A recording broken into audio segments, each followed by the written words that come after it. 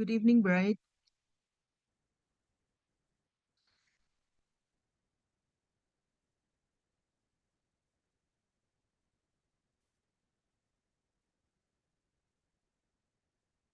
Good evening, Doc. We are currently on live po sa YouTube. Let's just All right, wait. Let's just wait for the other research coaches to enter our Zoom meeting po. all right. Can I try sharing the file? Is it possible before you go live? Actually, we're on live na po. Pero yes po, Doc. Pwede po. All right, can we try this one? So I will hold on. Only one presenter can actually share at a time. The setting is such.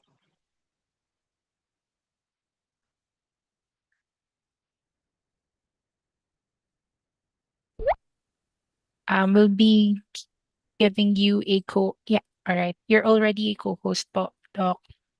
All right, let's try this one while waiting for the others. Hold on. I still could not. All right, there you go. So can you see something on screen? Yes po, Doc. That's it, right? So I shall be using this. So may I now exit, stop share, or Yes. should that? All right. Okay. Thank you. Thank you po.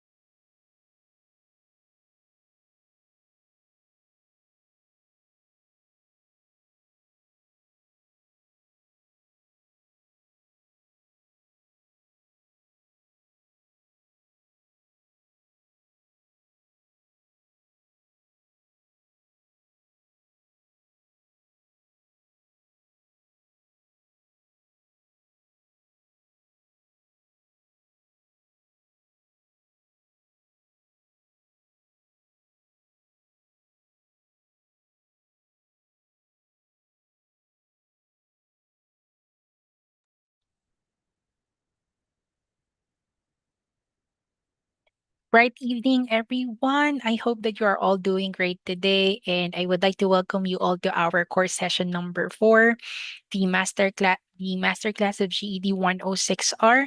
And tonight we'll be having a collaborative and engaging discussion on the topic responsible and ethical use of AI and research. And later on, we'll be also having our orientation for the upcoming colloquium. So, without further delay, may I invite everyone to please join me in our opening prayer. So let us all remember that we are in the most holy presence of God, in the name of the Father, and of the Son, and of the Holy Spirit. Amen. Amen. The Prayer of a Kakampi. Divine Master Teacher, Source of all light and life, we glorify you for creating this day of joy and hope. We seek your mercy for the times we have forgotten that your unconditional love is always at work in our lives. We thank you for the gifts of excellence, loyalty, compassion, creativity, and integrity that make us a community of faith and love. We ask you to bless each of us as we continue to grow with the mindset, character, and habit necessary to build our nation and to heal the world.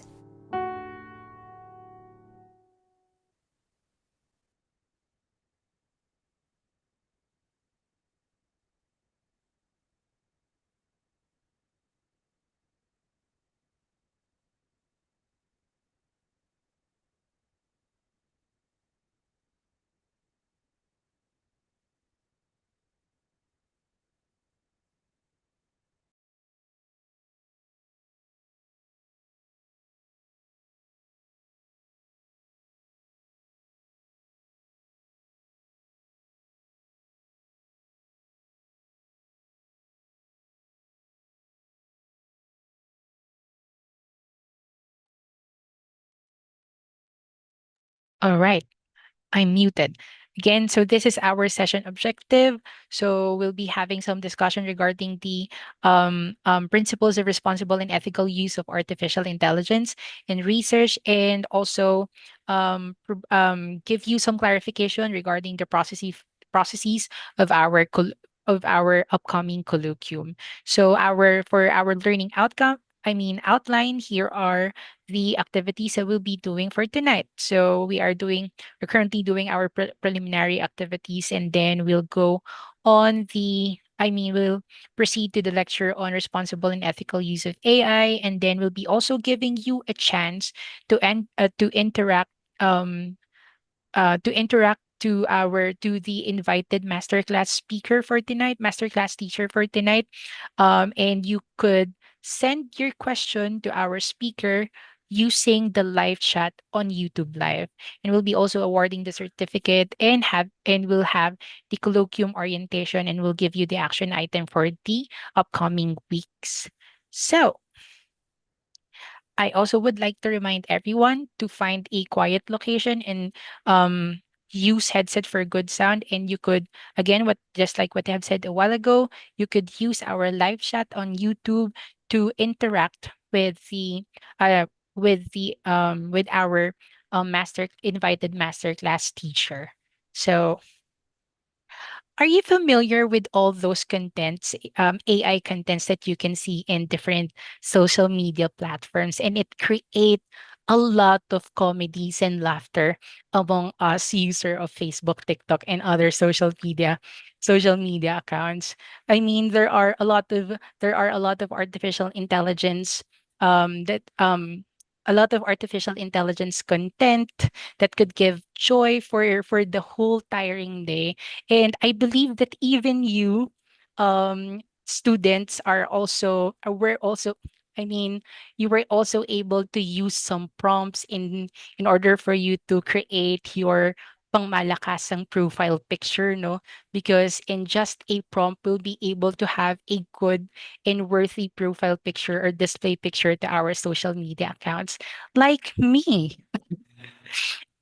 I mean, who does not love Pico Soto, right? I as a fan of Vico Soto, I am always dreaming to have a picture with Vico Soto.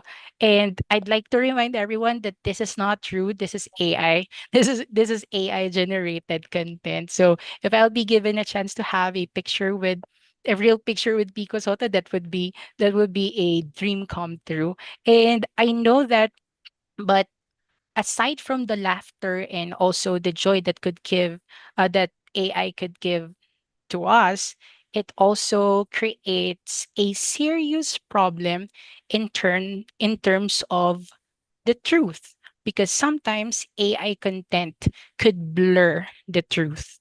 Like for example, there are different issues in terms of the AI, in terms of the use of AI and disinformation, and also there are people or Filipinos are actually believing in these AI content even though that this is not true.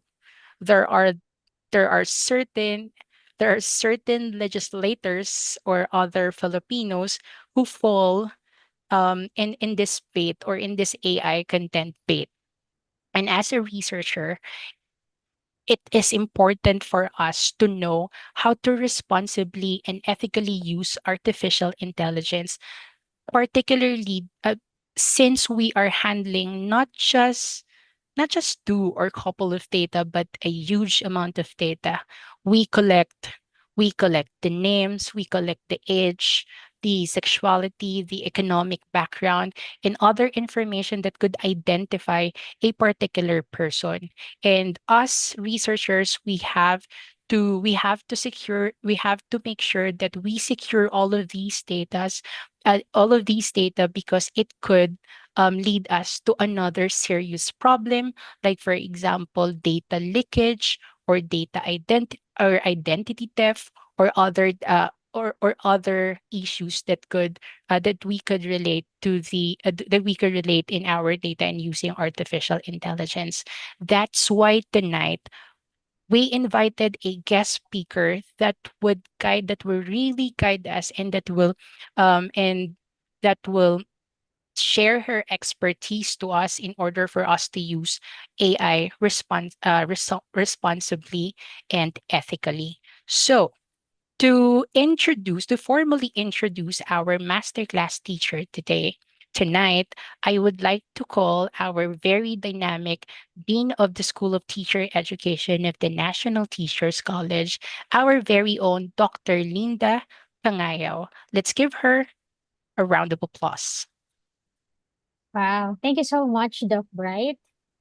Hello mga kakampi. Hello to our graduate school students, to the research coach who are also in the Zoom call. I would also like to acknowledge our research writers over YouTube Live.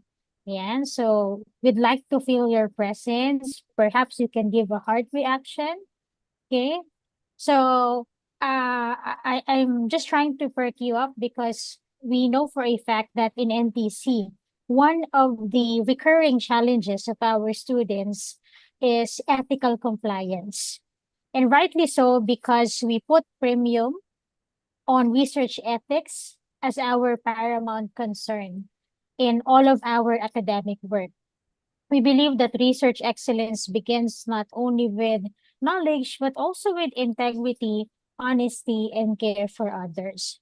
So at National Teachers College, no, we use the term kakampi, means living out the values that guide our community. Kakampi stands for kahusayan, katapatan, malasakit, pagkamalikhain, at integridad. No, so these are not just words we teach, but we endeavor to live within these values. This is why we are truly blessed today to be joined by a fellow kakampi, a leader who perfectly embodies the values that define our community. She is a true kakampi in every sense of the word. K for kahusayan, her excellence shines through her role as Professor of 7 at the University of the Philippines, Cebu, where she teaches in both MBA and BS management programs as the former dean of UP Cebu School of Management. from 2022 to 2025, leading both programs to successful AUNQA external evaluation in 2024. Another K for Katapatan. She has dedicated her career to upholding truth and ethical integrity, serving as chair of the UP Cebu Research Ethics Committee and ensuring that research practices uphold respect and accountability. M for Malasakit. Her heart for service is evident in her work as the director of UP Cebu Ugnayan ng pahinungod, I hope I pronounced that correctly, the UP Systems Volunteerism Corps, where she champions community engagement and empowerment. Another P for pagkamalikhain. Her creativity and innovation are reflected in her work as a business and marketing consultant, producing commissioned research and market intelligence studies that link theory and practice. Last but not the least, she also demonstrated integridad. Integrity is the core of her leadership, seen through her roles as coordinator of Office of Internal Linkages, assistant to the Vice Chancellor for Academic Affairs, and treasurer of UP Cebu Education and Research Foundation, Inc. In addition to that, she graduated BS Business Management as cum laude and Master of Management in Business Management from UP Cebu and earned her Doctor of Business Administration with distinction from De La Salle University, Manila. During her sabbatical, she also served as a visiting professor at Colorado Mesa University, USA. Truly, she represents what it means to be a Tanglaw kakampi, one who lives with excellence, grounded in honesty, moved by compassion, fueled by creativity, and most important of all, guided always by integrity. With deep gratitude and excitement, let us give a warm Tanglaw welcome to our Research Masterclass speaker, Professor Mary Gretchen F. Chavez, DBA. Hi, ma'am. Thank you so much for accepting our invitation. Good evening, Dr. Linda Pangayaw. It's my pleasure and honor to be able to share with you. And pardon the hoarse voice. I had two classes today in the MBA program. They were defending, it's their last day today. They were defending their innovative papers. And very interestingly, in fact, we also had our experts join me this afternoon and this morning. Yeah, I actually also came back from 3 days, and for the past weeks we have been going to the north of Cebu. I think you're familiar with what has happened to the north of Cebu. We experienced earthquakes, and so we've been mobilizing support and help. And this time, for the past 3 days, what the UP system had been doing was to conduct the mental psychosocial support to our brothers and sisters in the north. But I had to come back today. They are left in the northern part of Cebu because they continue their events and their activities today, and I had to attend to my classes. And of course, to this commitment, which I already said yes to Dr. Bright a long time ago when she asked me to help you out in this topic, responsible and ethical use of AI in research. Daghang salamat, as we would say in Cebuano. Thank you very much. All right, so let me now share. And please let me know if you have it, what you see it on screen. Yes, ma'am, Dr. we can Bright. see your screen po. All right, thank you so much. So let me just, all right, move some of the things here so it's easy for me to, okay. So our topic for tonight, and together with your students, is responsible use of AI in research and scholarly work in your course on advancements in analytical tools, techniques, tools, and technology in research. Can I be heard? Okay naman yung Yes volume. po. Yes po, Thank Doc. you. All right. So let's move. Now, earlier, ma'am was saying, Dr. Pangaya was saying things about the characteristics of good research. And so before we even proceed to AI, the use of Gen AI tools and apps, we should have a good foundation on the characteristics of good research. First and foremost, I know that all of us have been already trained well when it comes to the generation of research and that it should have a contribution to the body of knowledge. And therefore, we take a look at the originality of our work, while some of us may use certain research which had already been done before, and we would want to use it as basis or we would want to use comparative. Still, there is that portion where we add to the body of knowledge, the originality part of our study. So it is very important for us to know that as researchers, we just don't replicate, we just don't do a cookie cutter type of study, but in the end is that we should be able to contribute to the body of knowledge in our respective disciplines. Then the other one is rigor and validity. So based on your research course, in your techniques, tools, rigor and validity simply tells us that we have to have the good handle of how research is conducted. And so this is where the discipline of the methods of research would come in.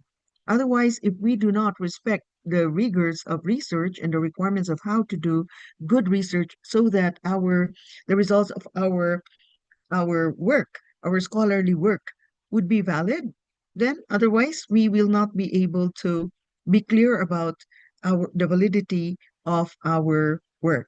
So rigor and validity come in pair, and that it is very important for us to understand that it is our responsibility as researchers to know the methods and of course to check for ourselves that these methods are appropriate and are valid. And in that way, we are able to justify that the results of our study would be considered valid. Next would be clarity and precision. Again, if we have the very good methods, if we adhere to the research design, if we adhere to the way that we would gather the data, analyze the data, and later on make some interpretations and come up with conclusion, it is important that from the very beginning, there has got to be clarity in terms of what would be the theoretical frameworks that we're using, aligned with the kind of research questions which address the research problem and so on, such that our hypotheses, when tested, would also be appropriate. So therefore, we also have to take care of the precision of the results of our study. And then another good characteristic of research is verifiability as well as transparency. That's why we have to, and we already know that, make sure that our research design, our research methods are laid out in a manner that anyone who might want to challenge the results of our study, or anyone who might also want to implement the rigors, the kind of study that we have in another setting, will also be able to check similar results, except, of course, for the kind of data that might be different. And transparency also has to do with us informing our colleagues in research or those who are the stakeholders of the study or those who will find value in our study that everything there is reliable because we divulge, we tell the truth, particularly from the very big, from the top, from identifying the research problem and down to identifying the research objectives and identifying the hypotheses, also laying out what kind of theoretical framework we're using based on our conceptual framework and so on, until finally we are able to gather our data well. And so we explain in the methods of research how all of this were done or were conducted in a manner that the results of our analysis would also lead to valid valid conclusions. And so when we do research, this has got to be verifiable and transparent. Finally, as ma'am was putting emphasis on this, Dr. Linda was telling us the ethical integrity and objectivity. So, when we talk about research ethicality, this has to do with taking care of the human participants, particularly if our studies would involve asking questions or generating inputs from human participants. When we talk about research integrity, it is basically honesty in the conduct of our research. And when we talk about objectivity, it means that we let our data speak. That means we don't do arbitrary conclusions. It has got to do with the data that we were able to gather and that we follow the technicalities of our research methods. So this top five characteristics of good research had already been inculcated in us in our research methods. And now we would like to marry. What about the use of Gen AI? And what is its relationship to the top five characteristics of good research? So, first and foremost, AI can help with clarity and precision. I think you have tried using several of these AI apps, and I know that it is not the topic that we're going to do. The training does not include the use of Gen AI apps, as Dr.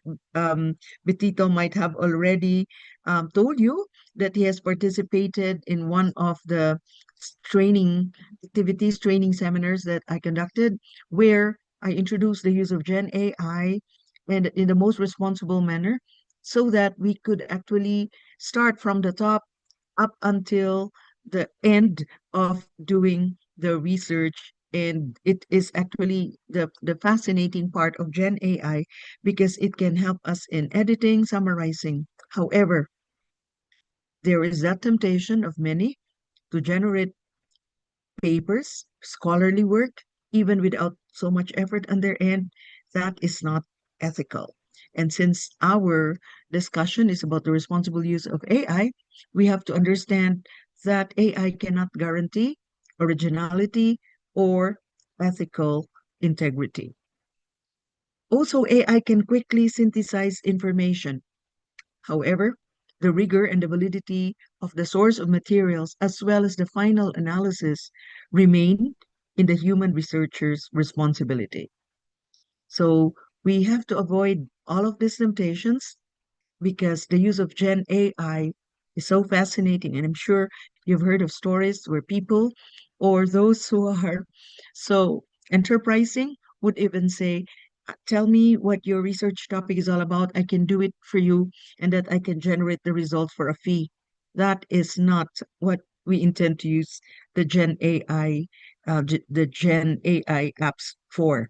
And so we will have to focus on our discussion on the responsible use of AI. Our so again, the human author is the ultimate accountable in terms of verifiability and transparency, particularly for ensuring that all the AI tools used are properly disclosed and are cited well. Okay, so for tonight, our agenda would include challenges and ethical considerations because we have already laid a foundation that in order for us to be able to maximize the use of Gen AI ethically, we have to first understand the characteristics of good research. Then we will also take a look at classification by research life cycle stages. What does this mean? It means that going through the rigors of the research life cycle stages, there are actually many ways by which we could use Gen AI in the most responsible manner. And then we will also be taking a look at the functional use categories in research, from idea conception to literature review, methodology, data collection, and analysis. And then we also take a look at the key principles for responsible Gen AI use in research, as well as institutional governance, cultivating a culture of responsible use of AI in research, and finally, a checklist design for classifying Gen AI in papers. So just as a disclosure, I have used a couple of resources in order to come up with this particular discussion tonight. One of this is the challenges, sorry, one of this is that of the responsible use of generative AI in research used by the European Commission. So here, living the guidelines of the responsible use of Gen AI in research. I shall be providing this to you later. I will be sending this to Dr. Bright so that you could take a look at these materials, which I also called and downloaded from the web. All right. So we begin with limitations and potential risks associated with the use of Gen AI in research and in scholarly work. And this comes from this particular material, as you would see on the upper right-hand corner. So first and foremost, we have to understand the limitations of AI. Because while Gen AI is able to support us and every day there are so many developments in Gen AI that we could use for research. Matter of fact, I already use extensively Gen AI in helping me evaluate my students' case analysis, my students' work, etc. But I do not leave it all to Gen AI. It's just that it can do a lot and it can also be used as a tool for us teachers in assessment and also in making sure that our students are learning. Anyway, beyond that, our topic is about research. So it is important for us to understand the potential errors that we must be allowed and the unreliable outputs in AI generated content. First and foremost, we must have already heard about training data bias.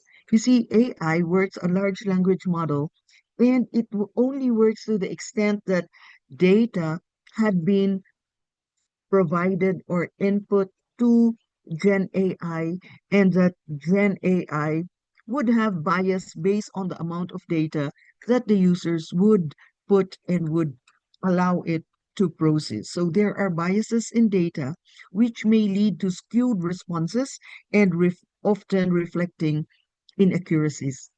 That's why Gen AI is not end all be all.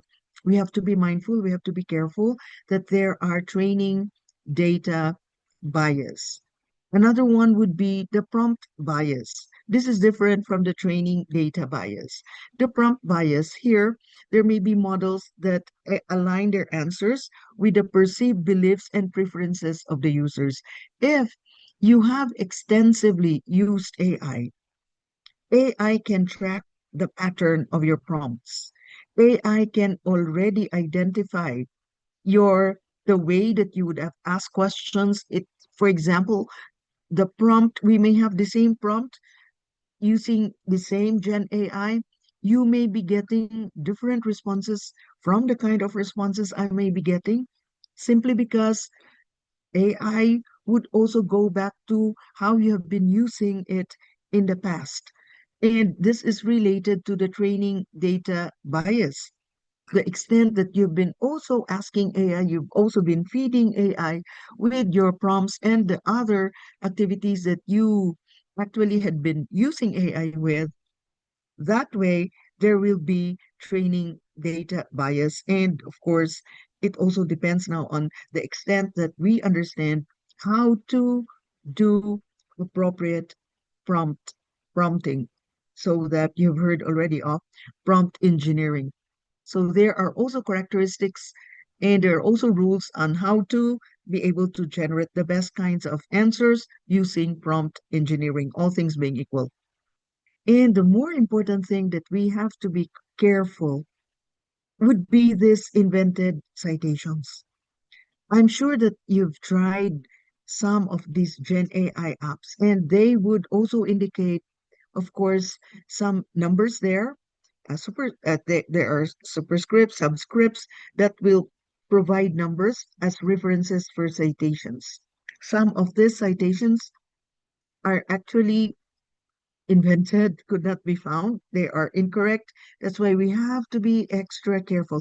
I will not be stating certain Gen AI apps here, but I have preferences of Gen AI apps which actually have higher chances of correct citations. This is because of the network or the suite that they have that would be able to generate these citations, because that is also their training data that they provide to their Gen AI. Another thing would be This time, this does not come from the previous source, from the European ERA forum. The other thing that is most familiar to you, perhaps for now, already is the hallucination issues. What does this mean? That means that AI might be able to generate for you certain information that may be based on its large language model, and therefore it is able to generate certain information and responses to you that may not necessarily be true, or that may not necessarily be valid, and therefore we have to be extra careful. That means when we use Gen AI, we still need to validate. We still need to do a lot of prompting, do a lot of tracking where this information would come from. The other thing that we should also be extra careful is that the technology is so complex that there is such a thing as the opaque decision making. That black box nature of AI poses challenges for transparency. What does this mean? When we execute a prompt and when AI generates for us the answers, some of these answers we find fascinating because it seems to suit what we're looking for, but we could not trace how AI was able to generate that. And what is important for us is that we must be able to track and generate where this information would come from. That's why it's best to once again take a look at all of the citations, find out whether they're valid, find out in many other Gen AI apps to validate consistencies. So the black box nature of AI simply tells us that we are users of technology, we get answers, but we cannot understand how AI generated the responses for us. Another thing is the consequence of, being able to use AI in the most convenient manner. And so you have here over reliance on AI. There is a tendency, or there is that temptation to use AI all the time.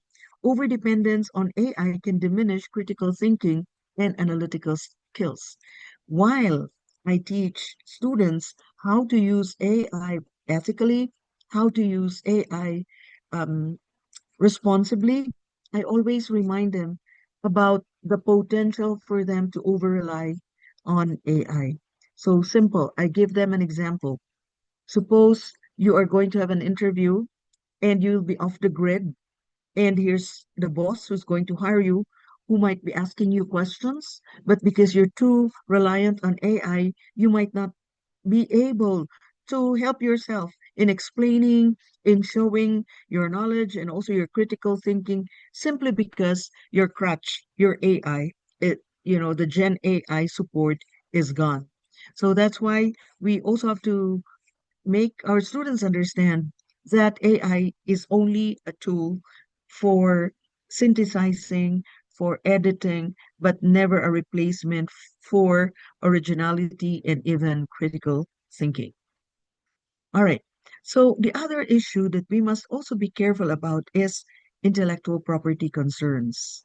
Now, Gen AI actually would generate content, and there might also be issues on data privacy, particularly for us when we already begin to gather data and when we also ask AI to generate the analysis for us, because there are so many Gen AI apps that also help in analyzing. For example, you could easily, in qualitative studies, you could easily ask Gen AI apps to do thematic analysis for you. And when you do thematic analysis, that means that you are to input to AI all of your data gathered in order for AI to be able to make sense and to be able to help you in thematic analysis. And so that is where data privacy and intellectual property concerns would be um, issues when it comes to data analysis using AI. First and foremost, remember when we talk about research ethicality, we talk about not doing harm to our respondents. So here, when it comes to data ownership and challenges, or data ownership challenges, we have to understand the implications of data ownership when using AI tools in research. Now, for example, when you gather data, you are actually beholden to the respondents who provide you those data. That's why in research ethics, you have to do consent or assent, whichever is applicable. But the thing is, the data belongs, while it is your research, it is provided to you by your respondents. And when you feed this for data analysis, the question now, therefore, is that it becomes training data also for the many others who may also be doing researches similar to the kinds of investigation you have. Matter of fact, when you ask AI to do, for example, thematic analysis for you, AI also looks into those other similar data sets that have also been processed similarly as your kind of methodology. That's why there becomes, here's this challenge when it comes to data ownership. Another would be confidentiality concerns. Again, in ethicality, in research, we make sure that we maintain the confidentiality. And also we should not also make sure that the the answers cannot be traced to whoever provided the information. So we have to be extra careful because we might make the mistake of identifying and not, for example, identifying those who participated in our research. So again, evaluating the risk of sharing confidential information in AI systems. For example, when you do your prompt, you say that you are a researcher of a particular course of a particular university and that you're conducting this in a particular place. That actually could give traces as to the kind of or who may be the potential participants given the nature of everything that you have divulged in your prompt as you engineer your prompts. So we have to be extra careful about this. And the other one would be the risk of misuse. Over reliance on AI would compromise researchers' critical thinking skills, as we have already indicated earlier. Now, remember that from the very beginning, we have our research objectives. We would want to investigate, and therefore we use the rigors, taking a look at the particular methods which we will implement in order to make sense of whatever data we're going to gather in order to assess or to address the research problems. If we are over reliant on AI, you could actually just in one click be able to ask AI to generate for you the first and foremost, for example, when you do your hypothesis testing, of course, you can use AI to generate that for you, the results, and then the interpretation part, which is supposed to be your great contribution as a critical thinker, as a researcher, may also be done by AI. And this means that you'd begin to wonder whatever is happening to you as a researcher, when in fact it is Gen AI that would be generating all of this for you.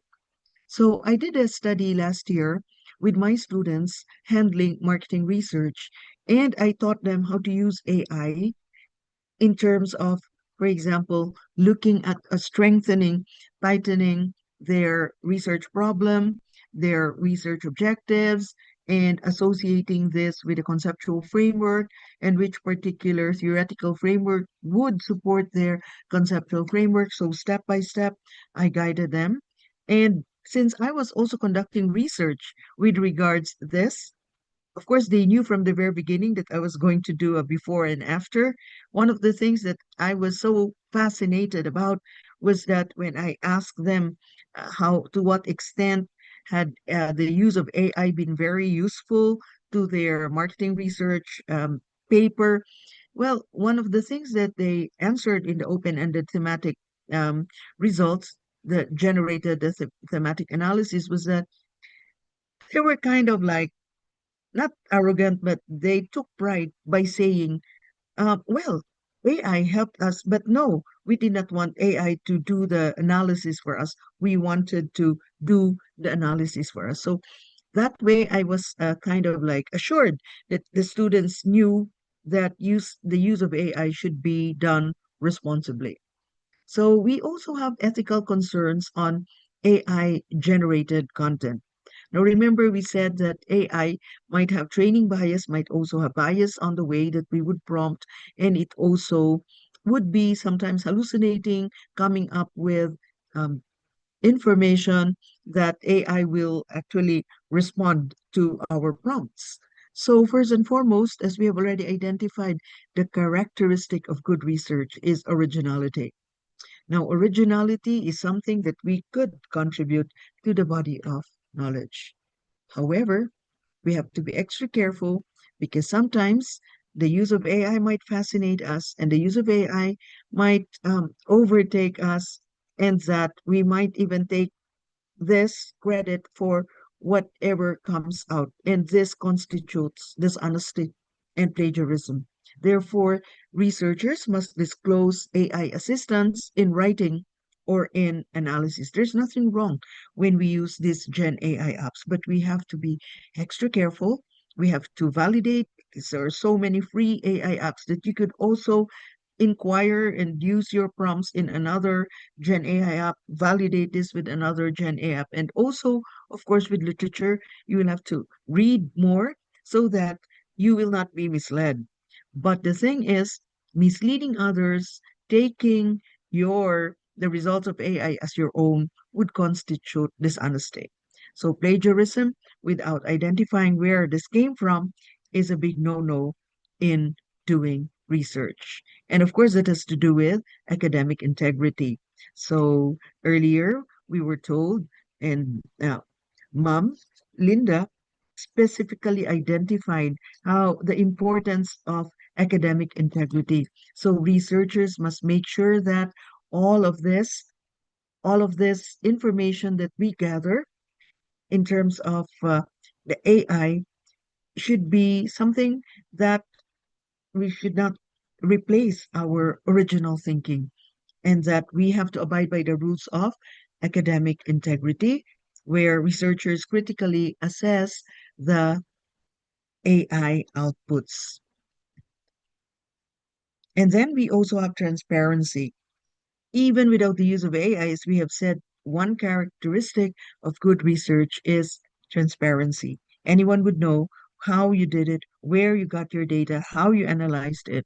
So it is important that when we use Gen AI as a tool, we must disclose which particular Gen AI app we use, and what were our prompts, in fact, and how the data were generated, or how the responses were generated. So, in transparency issues, submitting AI generated work without disclosure also is a big no-no. All right. So there's got to be a balance between AI assistance and human critical thinking. So again, it has got to be, we have as researchers to know that we can use AI, Gen AI apps as tools. So AI as a tool means recognizing that AI enhances research but can never replace your human creativity. Unless you want that option, then that means you will never be able to be a good researcher because you will be truly over reliant on AI. And there's also what is known as mentorship in AI practices. That means that we, among ourselves as peers, also for those who are well advanced in the use of AI, should encourage one another, encourage faculty to model responsible AI use for students and for peers. And what is most important is similar to what you're doing right now, is a continuous training. It is very important that we should continue highlighting the necessity for ongoing education on AI ethics and literacy. So in fact, I may quickly go into one of our topics is institutional governance. One of the areas in relation to continuous teaching, or rather continuous training importance, is that every institution must have its already in place the policy on responsible use of AI. And I'll be showing that to you where UP is concerned. The next one would be, which among the stages could we make the most use? of AI. Actually, it is in all the research life cycle stages. So there is a particular framework where the research life cycle stage would also be a convenient structure of discussions on where AI may be used. And this is the Cornell framework. So technically, research life cycle is identified in four stages according to the Cornell framework. The first one is research conception and execution. So in your methods of research, you already understand that from the very beginning, you have idea generation, brainstorming, hypothesis development, coding, and drafting preliminary text would be research, conception, and execution. It's not as if it's only one cycle, but sometimes you have to do several cycles within research, conception, and execution in the process of calibrating how best you can conduct your study. And then there's also research dissemination. When we are done with our research, the value of research is when we are able to share this with the stakeholders or those who find our research valuable. Matter of fact, that's part of one of the items in our research when we take a look at who finds value in our study.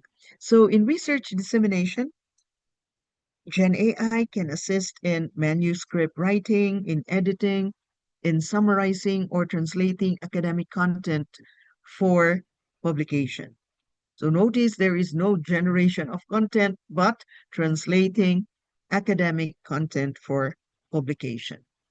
So the first in the research life cycle stage is research conception and execution, and the second is research dissemination. The third one is, hold on, research translation. So that means producing patents, copyrights, or applying research outputs in practice for those of us who might even push the academic results of our studies by producing patents and copyrights. It is also possible for us to seek the help of Gen AI for this particular life cycle stage in research. And finally, research funding and compliance. Now, when we apply for research funding, we have to use impeccable, way of writing our proposal.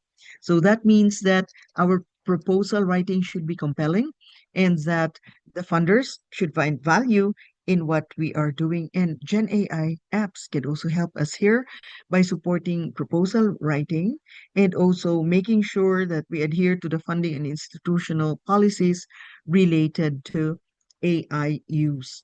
That's why we have to be conscious about which funding agencies would require specific identifications and disclosure in the use of AI. And so that would summarize the Cornell framework in terms of classification by research life cycle stages and that how research or how AI may be used in these life cycle stages. Now we will go into the specifics. We have another source of the functional use categories in research, from idea conception and literature review to methodology, data collection analysis. We take a look at what are permitted, what are not. So first and foremost, we are very familiar with text generation and editing. For example, when we start writing, putting our thoughts down, clarifying what we want to do, Gen AI would be very helpful in drafting, proofreading, language polishing, and formatting assistance. Simply means that the content is yours, but the form and the style would definitely be improved using your Gen AI apps. Then you also have data collection and synthesis. So when we, for example, do data collection, there are so many ways of doing that. For example, if you conduct quantitative studies, that means you will have to do, for example, surveys. You will have to generate first um, there are two types of data, primary and secondary data. If you are to do primary data, so that means that you will have to make sense as to how this data would be summarized, how this data would be organized, and how this data would be extracted if you have several um, first your primary data that you would have gathered from. So this means that there might also be unstructured sources, or that you might also be generating data out of data that had already been done. So these are generating synthetic data. Another one would be code generation and analysis. So remember that one of the ways by which you, especially for those who are versed in the use of computing, so you could actually write, debug, or optimize research related computer code or algorithms, particularly when you begin to do your hypothesis testing. So it could also be done only for those who are versed in terms of algorithms and coding. And then the other interesting thing, which for me is very useful, where Gen AI is very useful, it is in literature review. Now, many of us cringe when it comes to literature review, but no, the value of literature review simply means that you would want to, yes, I'm sorry, someone is raising his or her hand. I'm so sorry, Doc. Just checking if you're presenting something else po. I think No, it's I see. So it's not moving anymore. yes. Yeah. Oh, I'm sorry about that. I've been doing the same thing and just moving. Sorry about that. Thank you for calling my attention. Do you see something on screen now? Yes, but it's stuck po or frozen po dun sa ethical concern on AI generated content. Oops. Okay, thank you for calling my attention. Hold on. I'm backtracking. Ethical concerns on this one. Let me check. Do you see it is moving or it's Um, still steady? Still frozen po. All right, so what I can do now is let me just stop sharing and share again. Right I po. think that's the best way. Sorry about that. I didn't know. All right, can you see something on screen now? Ethical Still concerns? yes, still Hold the on, same slide po. hold on. Can you, is it moving? Is it moving? Mm, Classification by life cycle researches? no po. Oops, so that means I will really have to stop share and share again.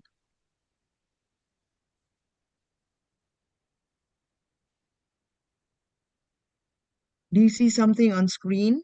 Yes, Doc. Is it moving now? Yes, Doc. All right, thank you for calling my attention. So here we were just talking about the Cornell framework, where different parts of your research stages could actually make the most use of AI.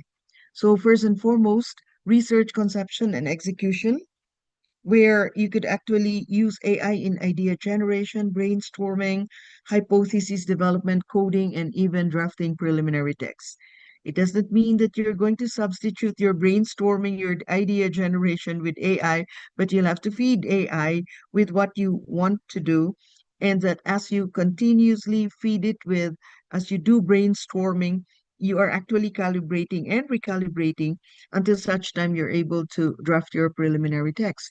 So in that particular stage, AI may be very useful. May I ask if you see if it's moving to the next one, number two, research dissemination? Dr. Bright, Yes, Doc. do you see that it's already in number two now, research dissemination? Yes po. All right. So again, also in the Cornell framework, you could also use Gen AI in the research dissemination, where AI will assist or may assist in manuscript writing, even in editing, summarizing, and translating academic content for publication. Once again, the original input is yours. There is originality, but Gen AI apps may be able to recalibrate, refine, and make sure that your manuscript writing becomes better understood in terms of form and style, but content remains because you are the originator, you are the researcher. So you could ask AI to help you summarize or translate academic content for publication. Can you tell me if it moves now to Number three, Yes, research translation. All right. So there are those who actually do research where the results of their studies could produce patents, copyrights, applying research outputs and practice. Now, even Gen AI can help us scour the world in terms of which patents are already available, which patents could still be developed in your own country, including copyrights and so on, so that there will be no incursions, there will be no violations of copyrights, infringements, and so on. So here, we could use AI to help us search for this. There are those of us doing research where patents and copyrights may be the result of research. And finally, in terms of research funding, as we were saying earlier, researchers would usually resort to funding agencies, and funding agencies would want to make sure that you follow the responsible use of AI. So this means that we support AI can support proposal writing, and that here funding agencies would be looking at institutional policies that are related to the use of AI. So we have to be familiar with the responsible use of AI and what are indicated or specified in funding agencies when it comes to the permission of using AI and to what extent. All right, so we will now go into the details of the functional use categories in research in terms of idea conception, literature review, methodology, data collection, and analysis. First and foremost is text generation and editing. That would include drafting, proofreading, language polishing, and even formatting assistance. That is one of the powerful support that AI can immediately do for us. We could ask AI particular format, how you would want your your language level to be, and so on. So again, AI can do that for us. But the more important thing is for us to remember that all of the inputs that we are providing AI to refine, to polish, and so on, to in fact write the draft, are all ours, originated by us. Next would be data collection and synthesis. Now, again, there are many ways by which you conduct the research design. So if, for example, it's quantitative and that you do primary data gathering, you begin to make sense out of this. Of course, when you do this, it is based on your hypothesis. So your data should be hypothesis analysis ready. So here you could also ask AI to help you extract, organize, summarize data, particularly from unstructured sources, or you also generate synthetic data. It's also helpful for qualitative studies when you provide AI with the results of your qualitative responses, and that you guide in your prompting how Gen AI should be able to identify which nodes or which particular themes are generated out of your qualitative data. And then for those of us who are versed in terms of generating codes or doing algorithms for analysis, even Gen AI apps can do this for us. And that analysis may be had if you ask Gen AI to do the coding for you. Next is the literature review support, which I said earlier that this for me is the most useful, because then Gen AI apps would help you identify, scour, look for this relevant literature, and more importantly, there are AI apps that would also sense make as to which particular sources, for example, are related to the others. So they can even map out which ones are related so that the nodes that would connect them might be related to the the hypothesis that you have, which will support your hypothesis and generation. And usually it is your literature review, a robust one that will help you in your hypothesis generation. So here, Gen AI apps can help develop research, your strategies, summarize papers, even identify gaps. Well, of course, as we have said earlier, the qualitative and the quantitative analysis. So Gen AI apps would have tools that assist with transcription, thematic coding, statistical analysis, even visualization, visual analytics in the data interpretation. And then you have the idea development as well as the research design in the earlier part of your study, where you could use Gen AI to help you in your brainstorming of the hypotheses, spotting research gaps, and even planning methodology. So that is the very exciting part when we do research. But once again, we have always to tame ourselves that we restrain in terms of understanding that there is the ethical use and the responsible use of AI. So here in idea conception and literature review, AI may be used as brainstorming and exploratory tool in terms of generating outlines for research, and of course, similar to engaging discussions with your colleagues, so that you yourself might want to interact with the Gen AI apps, or you and your colleagues might want to interact with the Gen AI apps for brainstorming and for exploratory tools. And so it can assist you in identifying additional relevant sources for literature review and also verifying factual information. So GenApp could also help you in ethical sourcing and verification of information. So users bear full responsibility, as we have said earlier in the first part, for verifying the accuracy, the reliability, and the currency of any AI generated content.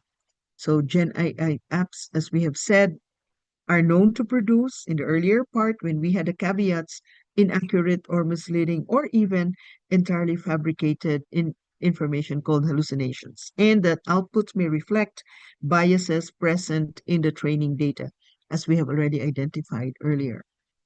Researchers must adopt the mindset of skeptical engagement rather than passive acceptance. Meaning, if we use Gen AI and the results, the outputs are provided us, we must always look at it with askance. We must always take a look at it with skeptical engagement rather than just saying, oh, this is it, passive acceptance. All AI generated content must be rigorously validated with other credible independent sources.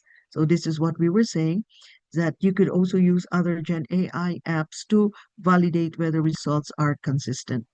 So, in here, we take a look at some of the ways by which we do ethical and responsible use of AI, whether they're permitted, prohibited, or conditional in terms of the activity. For example, brainstorming and research topics and questions. So you have there, is it moving, Yes po, doctor? Doc. Yeah, okay. So brainstorming, you have it is permitted. The key considerations on the third panel requires human review and critical evaluation, no confidential data input. Because first and foremost, you're still doing your research questions generation as well as brainstorming. Then generating initial outlines and structure when you would have already firmed up what you want to do during your as a result of your research brainstorming. Then this one is permitted. It requires no human review. Rather, it requires human review and critical evaluation and mandatory disclosure if used in the final work. So the key considerations on the right side will guide us in the ethical and the responsible use of AI. Next would be identifying keywords for literature searches. Once again, when we do literature search, we are guided with keywords, and it's easy for us to clarify and pinpoint which particular literature would be the focus. So this is allowed, it's permitted, it requires human verification of relevance and comprehensiveness.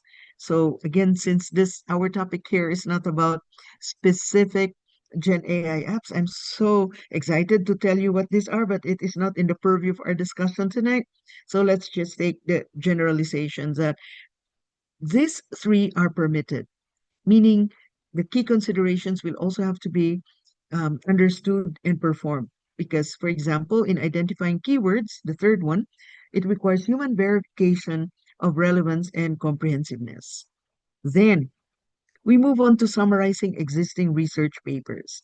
There are some Gen A apps that actually can do this, fascinating, but this is conditional. This is permitted for initial understanding. that is where you could use Gen AI tools for your literature review, because then you don't have to literally go through each and every PDF files that you have. It could actually, through your prompt, generate for you specific, relevant, recent literature based on engineering, prompt engineering, and then out of that, you begin to sense make. It's actually the Gen A app also, which is the one that should sense make and take a look at the mapping, the mind mapping of gaps, the mind mapping of relationships, but summarizing existing research papers would be conditional, where we are permitted for initial understanding. It requires human verification for accuracy. And here, there's no confidential data input because, after all, this is related literature. And it allows you already the first part of the review of related literature. Then the next one would be verifying factual information. That means this is prohibited if it is the sole source. After all, when you do Gen AI, remember that it could have hallucinations. Remember that it may generate some data which may not be validated. And therefore, verifying factual information is prohibited as a sole source. So the key considerations must be rigorously validated with other credible independent sources because AI can hallucinate. Again, drafting literature review sections. It is prohibited for submission. It is good that we distinguish between for submission or for general or for initial information. So you could always do this, but it's not for submission, but it's for your initial drafting of your literature review. So AI can never be an author. AI can do that. If you say AI write the literature, it could do that, but we're missing on the critical thinking as to why such should be the literature review that would buttress our hypothesis generation and hypothesis testing. So the content must be original human composition, you as a researcher, and it could also be used for brainstorming ideas for sections, but never for drafting your text. So these last two, we should be mindful. Any violation of this would constitute irresponsible use of AI. You could also cite AI, how to cite generative AI in APA, for particular for us in education. That means that APA, that means that AI source could also be um, attributed to. So that means you could easily take a look at how to cite generative AI in APA that could be generated for you. Now we take a look at methodology, data collection, and analysis. First and foremost, the application of AI in research design and data processing. Now remember, we always begin with what is the design of our study, because that is basically it captures the methods of our investigation. So AI tools can be applied to enhance various aspects of the research methodology, to include data analysis, code generation, and potentially in designing your research methods. So once again, we have to take it as a tool. What is important is that you have an understanding of the methods, and these methods could actually, AI could actually hasten or could bring you more robust and expansive amounts of information that will help you identify your methodology. There are also protocols for handling confidential and sensitive research data with AI. This is where research ethicality and integrity would come in. So research data classified as confidential, proprietary, and non-public, that means private, must not be entered publicly available into publicly available Gen AI tools. The temptation is there. You provide all of the data that you have gathered because you were able to collect this data in your data collection, and then you might want AI to analyze this for you. So the temptation is there. AI can easily do that. It's just that what if in this qualitative answers there are clues or there are information that are confidential, proprietary, and that these are entered into Gen AI tools. This actually poses danger when it comes to doing handling confidential and sensitive research data. So this is a paradigm called data as a training model. Now remember, as we have said in the earlier part, AI can only do as much as data that it had been trained. So when we provide AI with data for AI to process, that becomes data as a training material. So this is where it creates a fundamental legal, ethical, and intellectual property conflict. So we have to be extra careful when it comes to putting data for analysis where Gen AI apps will be conducting or will be generating the results. So this means that there has got to be a stringent requirement for confidentiality as well as proprietary handling of data, particularly for academic research. This is the core of what we must understand when it comes to responsible use of AI. So even if we have informed consent, that is the very center of research ethicality, informed consent forms for human subjects research must explicitly state when we do that, this time when we use AI, that the data that will be gathered will be used to train AI models. So in the past, our consent forms were very simple.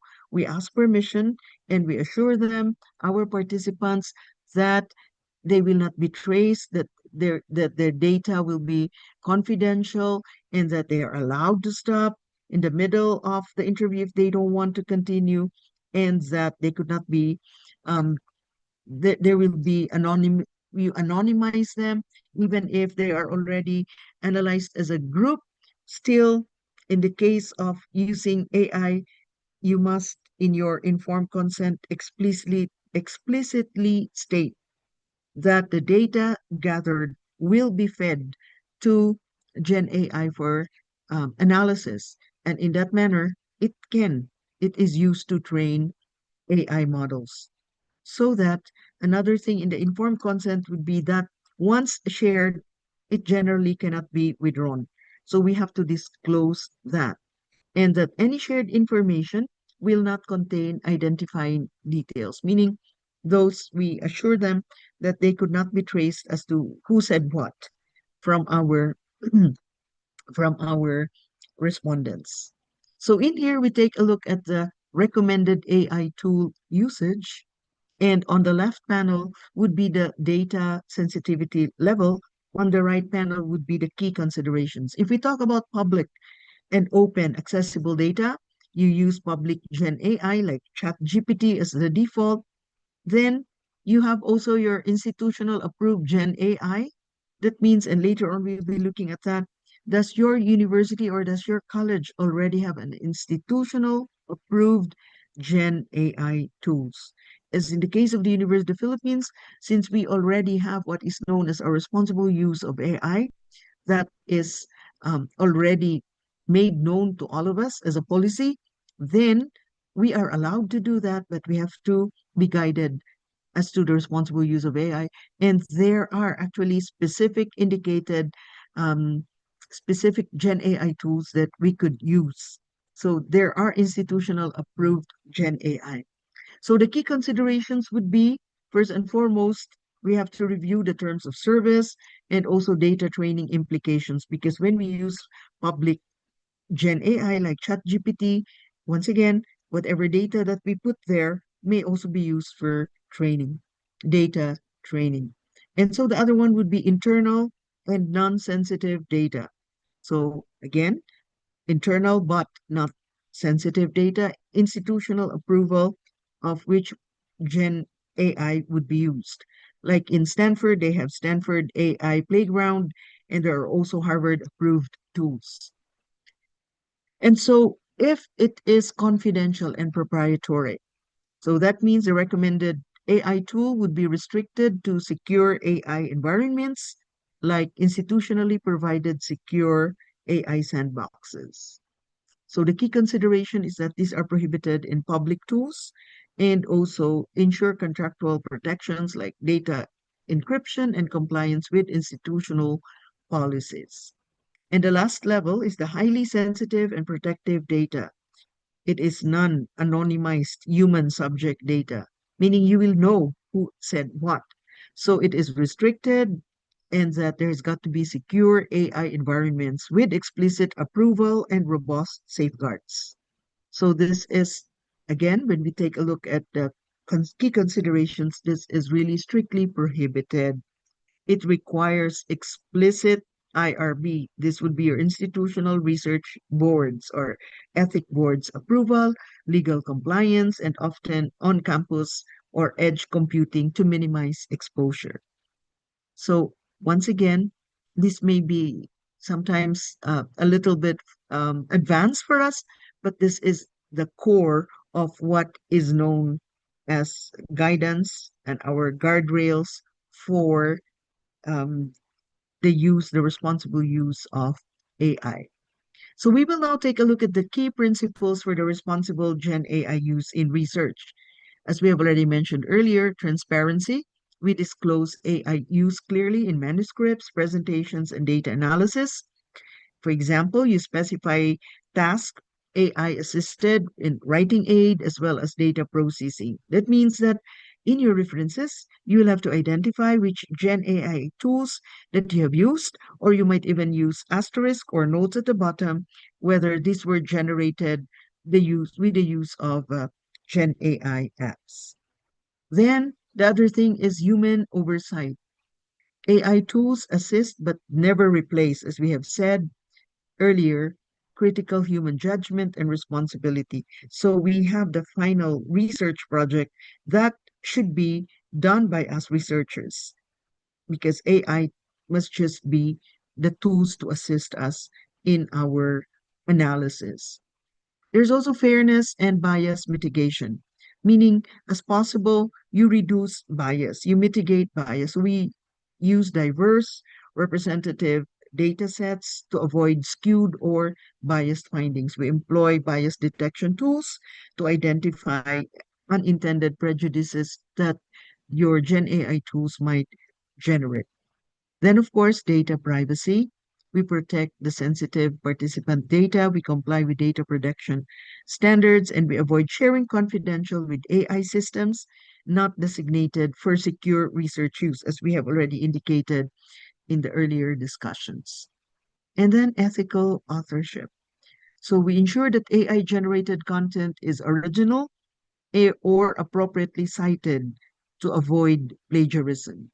I think you're also familiar that even some tools like Turnitin not only identify um, those that would have similarity, they call them similarity index, but even Turnitin already can detect the extent of your Gen AI or AI generated text within your manuscript. So we acknowledge AI contributions as per institutional guidelines. So here, is the issue of institutional governance. So at this point, I'm not very sure whether National Teachers College would have already identified your institutional stance when it comes to the use of AI. So effective and ethical integration of Gen AI within university or academic setting requires a robust institutional governance as well as an adaptable implementation strategy. So these mechanisms will ensure that individual researcher practices align with broader academic values and mitigate systematic risks. So I understand that your academic values are well placed, as Ma'am Linda would have identified earlier about your ethical compliance to your research ethics, as well as integrity and honesty, particularly enshrined in your kakampi. But the thing is, do we have our institutional policies about this? So institutional governance would also have the usage permissions and appropriateness during research. So this one is taken from one of the sources, which the unit called the University of Leeds model. So usage would be in terms of, do you see that it's moving? Red category, Yes, Dr. Doc. Bright? Yeah. Yes, Doc. So the red category is Gen AI use is prohibited, particularly in generating or falsifying original thesis work. Do you see the amber category? Is it Yes, moving? Doc. All Yes, right, Doc. thank you. So amber, that means brown, or it's almost like red for no, amber for yellow, yes. Gen AI can assist in supporting roles like grammar checking, project planning, data analysis, and reference organization. And finally, what would be allowed? But outputs must be critically evaluated and not directly submitted as original work. And finally, green category. So green category, Gen AI is integrated into the research question itself. It is used with ethical oversight and full disclosure. For example, AI tool development as a research content. So this is the University of Leeds model when it comes to ethical use of AI as an institutional governance. I'm sharing with you, this is publicly available. In 2003, the University of the Philippines came up with the principles for responsible and trustworthy artificial intelligence use. So that means this is guidance. And up until now, this particular principle of responsible use and trustworthy uh, artificial AI are translated into specific activities. So every now and then, in fact, last week here in UP Cebu, there was a caravan of the use of AI, and these are actually experts in the Philippines, and they've also invited experts from around the world to explain how Gen AI may be used for academic and scholarly work. And so UP's responsible AI is in the setting, commitment to ethical AI. UP emphasizes commitment to ethical AI practices that ensure transparency as well as accountability. And also, this framework aligns with the global best practices in the use of AI research. So the tables that we have presented earlier are actually guidance in terms of global best practices in the use of AI in research. Now, if we have that institutional guidance, then it is now possible for us to put into action by cultivating a culture of responsible use of AI within our organization. So in here, responsible and ethical use of Gen AI in scholarly research is actually predicated on steadfast commitment on the core academic values as well as on ethical principles. So that means unwavering accountability, stringent confidentiality, and data privacy, as well as transparency. And there is a descriptor, radical transparency, commitment to non-discrimination and fairness, a proactive approach to beneficence and risk assessment. If you're familiar with um, research ethicality, it is basically beneficence, that it will benefit your stakeholders, particularly the participants, and you do them no harm, those who will provide you with the data.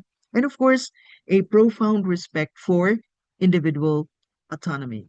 So, this one, if in place in your respective institutions, it will guide researchers like us, or it will guide us teachers when we also explain the responsible use of AI to our students.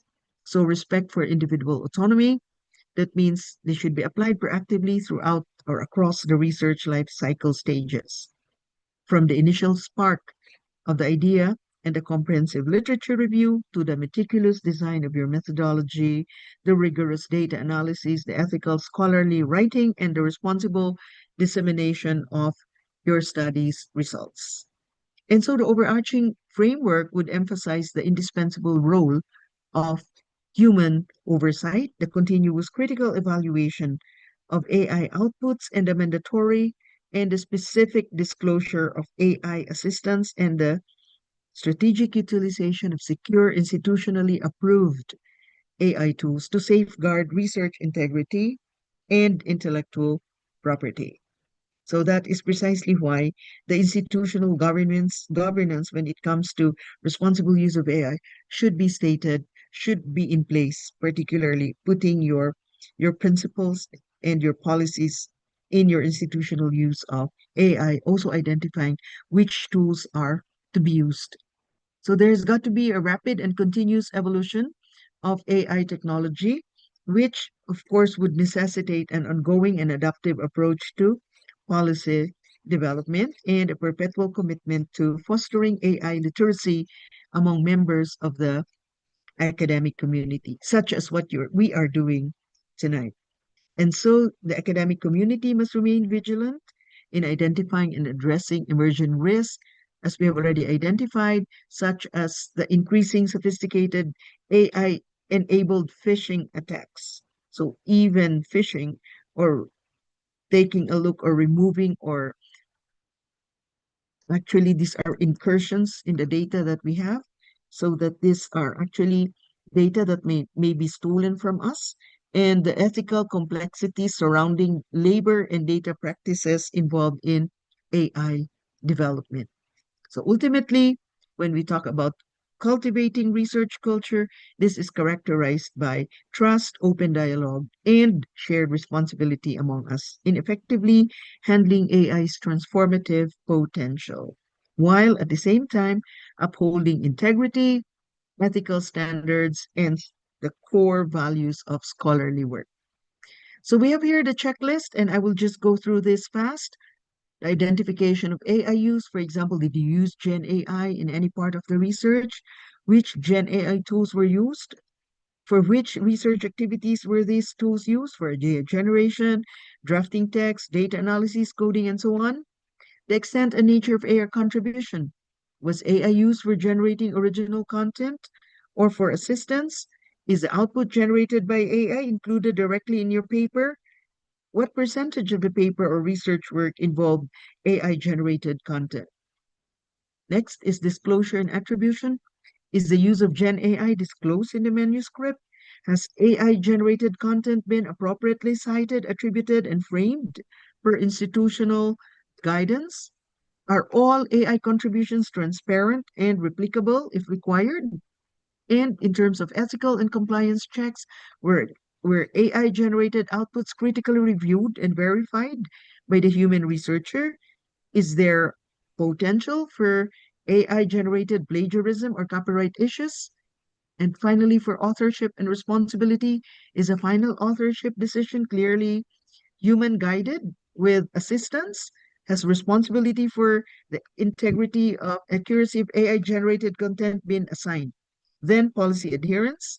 Does the Gen AI use comply with the university, funding body, and journal policies on AI disclosure and ethics? Have you consulted institutional AI use guidance before submissions? So these ones are actually optional checklist formats which would guide you in terms of your use of Gen AI or AI apps in your academic and scholarly work. So that ends our discussion for tonight. I hope that I did not extend so much of your time. I knew that I was given only an hour, but I thought that those were really very important things that we need to cover for our responsible use of AI. Thank you very much. We're now open for the questions that our participants might want to be clarified on or to raise.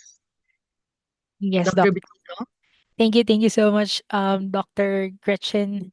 So one thing I realized after the presentation is that um, although I mean anyone can use AI, but Mhm. I think only those with strong research foundation can truly trust and validate its responses.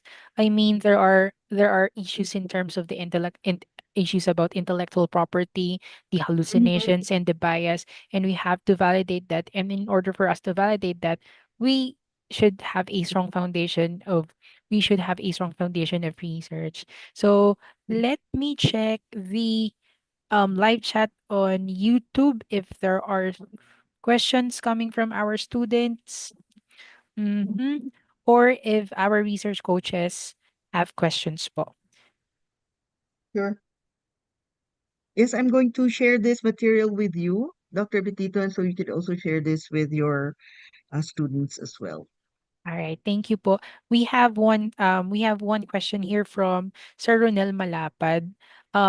He is asking about your opinion about the AI checker app wherein there are I mean there are outputs or student outputs that was um developed po. 99% of the 99% of the content po ay galing doon sa student talaga, pero when they feed it to AI checker po, it was checked 100% AI As AI. generated. Mhm. All right. So again, that is actually a reality. So that there is a point where sometimes it has created conflict among faculty and students because students claim that, oh, I was the one who generated this one. So in my case, in order to avoid that, while I may teach students how to use responsibly I tell them that first, let's have a baseline essay that you will be writing, that you will be answering without any AI app at all, so that I let them write essays, they answer questions, and then that is my baseline information to the extent that the students are able to do their analysis, critical thinking, which even includes the way that their grammar, the way that they would arrange their thoughts. So that is baseline, meaning it's something that they have written minus the use of laptop, minus the use of AI, and when they submit in the future their papers, you could tell them this is the way you wrote minus AI. And we expect that this be consistent. So again, I will not contest the student because even AI might make mistakes, but in the end, I always appeal to them that if you become over reliant in AI, there will come a time that you will have to be off the grid. There will come a time that your interviewers will be talking to you minus AI, and it might not be doing you service if you're just so over reliant and you're not trained critical thinking. So, what is important is AI should just be a tool and that you have the foundations of critical thinking. So, that's Yeah. how I tell and encourage my students to use AI. We also have another question here. How can artificial intelligence be effectively integrated into the various stages of academic research and thesis development, including topic selection, literature review, data collection, and the other processes of research, while ensuring ethical use, academic integrity, and methodological rigor? All right. So, like I said, this particular discussion tonight does not include in the how. Otherwise, what you did experience, Dr. Bright, last April was the how. What we have tonight would be what are the guidelines in the responsible use of AI. Definitely, AI can be integrated, no problem. But first and foremost, we have to know, even without AI, the ethical foundations and the integrity of conducting research.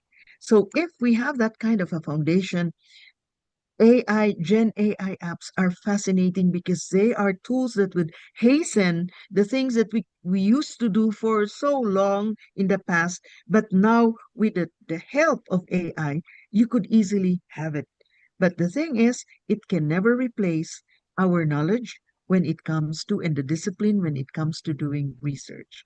So I'm sorry about this that I could not explain to you in detail, but yes, there are ways by which you could actually choose different Gen AI apps from idea generation to identification of gaps and so on. Sorry, I Thank you. cannot tell you Yeah. the details. I'm so excited to explain this to you, but it is not within our purview, but it could be done. Thank Mhm. you. Thank you so much, Dr. Gretchen. Last question from one of the research coaches. Should the specific prompts used be reported in details, or it Oh, should yes. sufficient to provide a general description? All right. So, for example, thank you very much for that question. You are doing thematic analysis. Okay. So in the past, thematic analysis, you would spend, let's say, for softwares. There used to be softwares in the past for thematic analysis. But recently, because of AI, it could actually generate us as good as those software, social science softwares that we actually bought in the past? So that was a very good question. When you, for example, use a particular Gen AI app to generate those thematic answers, you will have to also indicate which Gen AI app you used and also what sort of prompts were used to be able to come up with those thematic analyses. Because then again, while you're doing your thematic analysis, you'll have to go back to literature that would support you which particular steps are patterned or are used in your thematic analysis. So that means, for example, you would tell Gen AI using the principles of Harding et al. 2005, could you kindly generate the thematic analysis step by step of this data which are attached? So even that will have to be indicated as an asterisk at the bottom as to how you were able to generate your thematic analysis and notes. Did I Right. answer it? Yes, yes, yes, Doc. Thank you so much um um for sharing with us different techniques on how to use AI, and also how to use it, how to use it responsibly and ethically.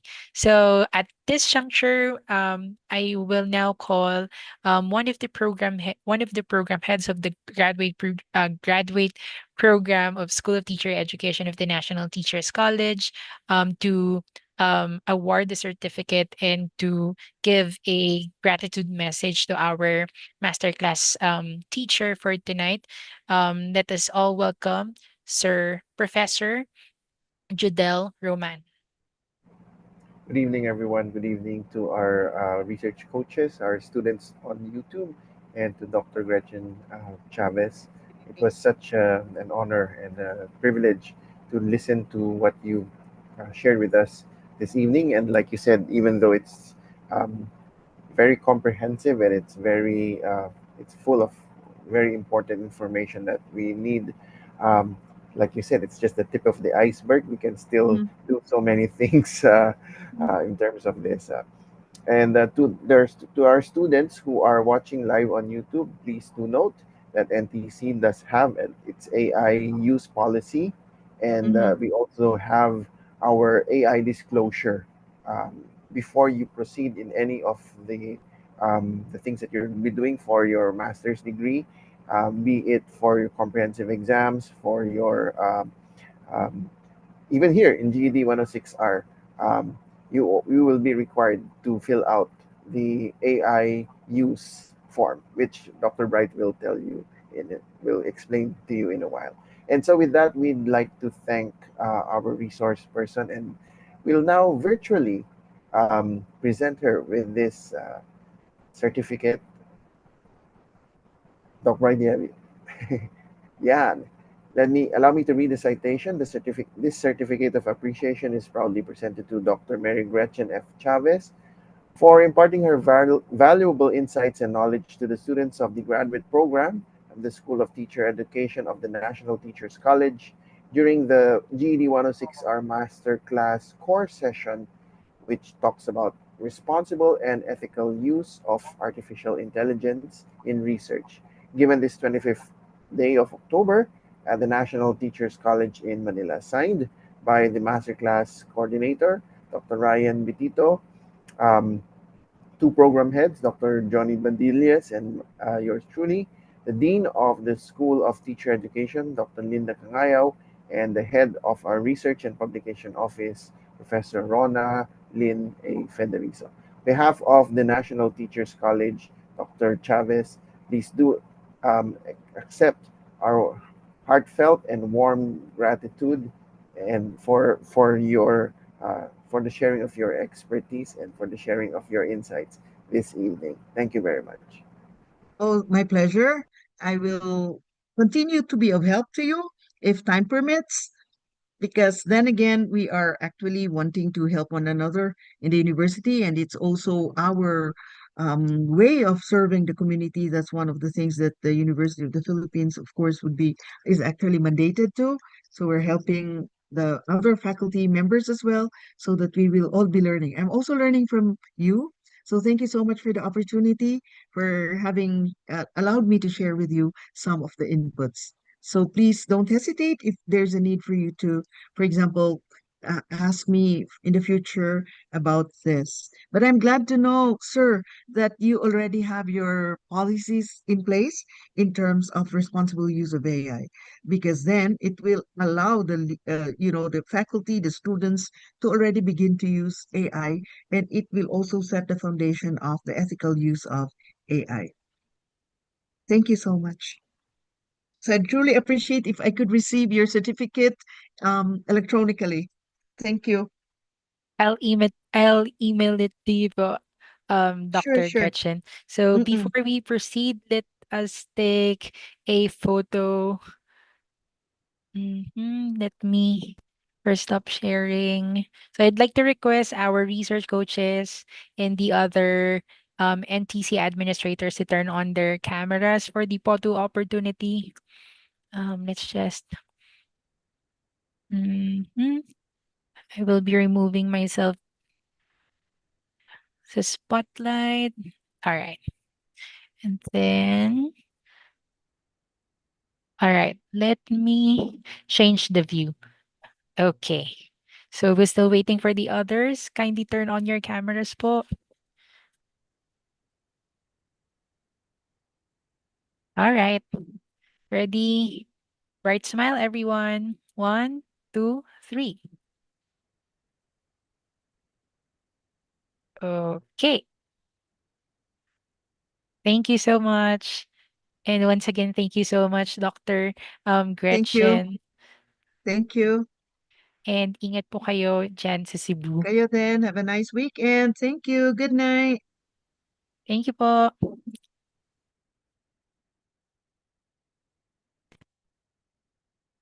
All right. Was it was an amazing course session with Dr. Gretchen. I learned a lot from her. I hope our kakampis on YouTube Live was also able to learn something regarding our discussion or our course session for tonight. Although we have a short time for the interactive or interaction session or interactive session, I hope na kahit di tayo nakapagtanong is I mean, natuto pa din tayo dun sa discussion that was made by Dr. Gretchen. So, I'd like to remind everyone to please scan the QR code on the screen, or the QR code presented on your screen. Yan, all right? This will serve as your attendance, and we'll be recording that as one of the components in scoring your houses. So scan the QR code before we start before we start discussing the important important processes or preparation that we need before the colloquium, before the before I mean the, for the upcoming colloquium. Oh, yeah, sure. I'll be sending the link. Um, I'd like to ask for the help of our research coaches to send the link to our respective Google Classrooms po. Thank you so much. All right. Research coaches will be sending the link po. So kung hindi po natin scan.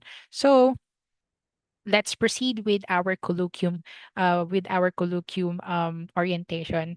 I know that yung mga NTian kasi 'no, talagang ano sila, gustong-gusto talaga nila laging nakakapakinig ng mga lecture na ganito, particularly not just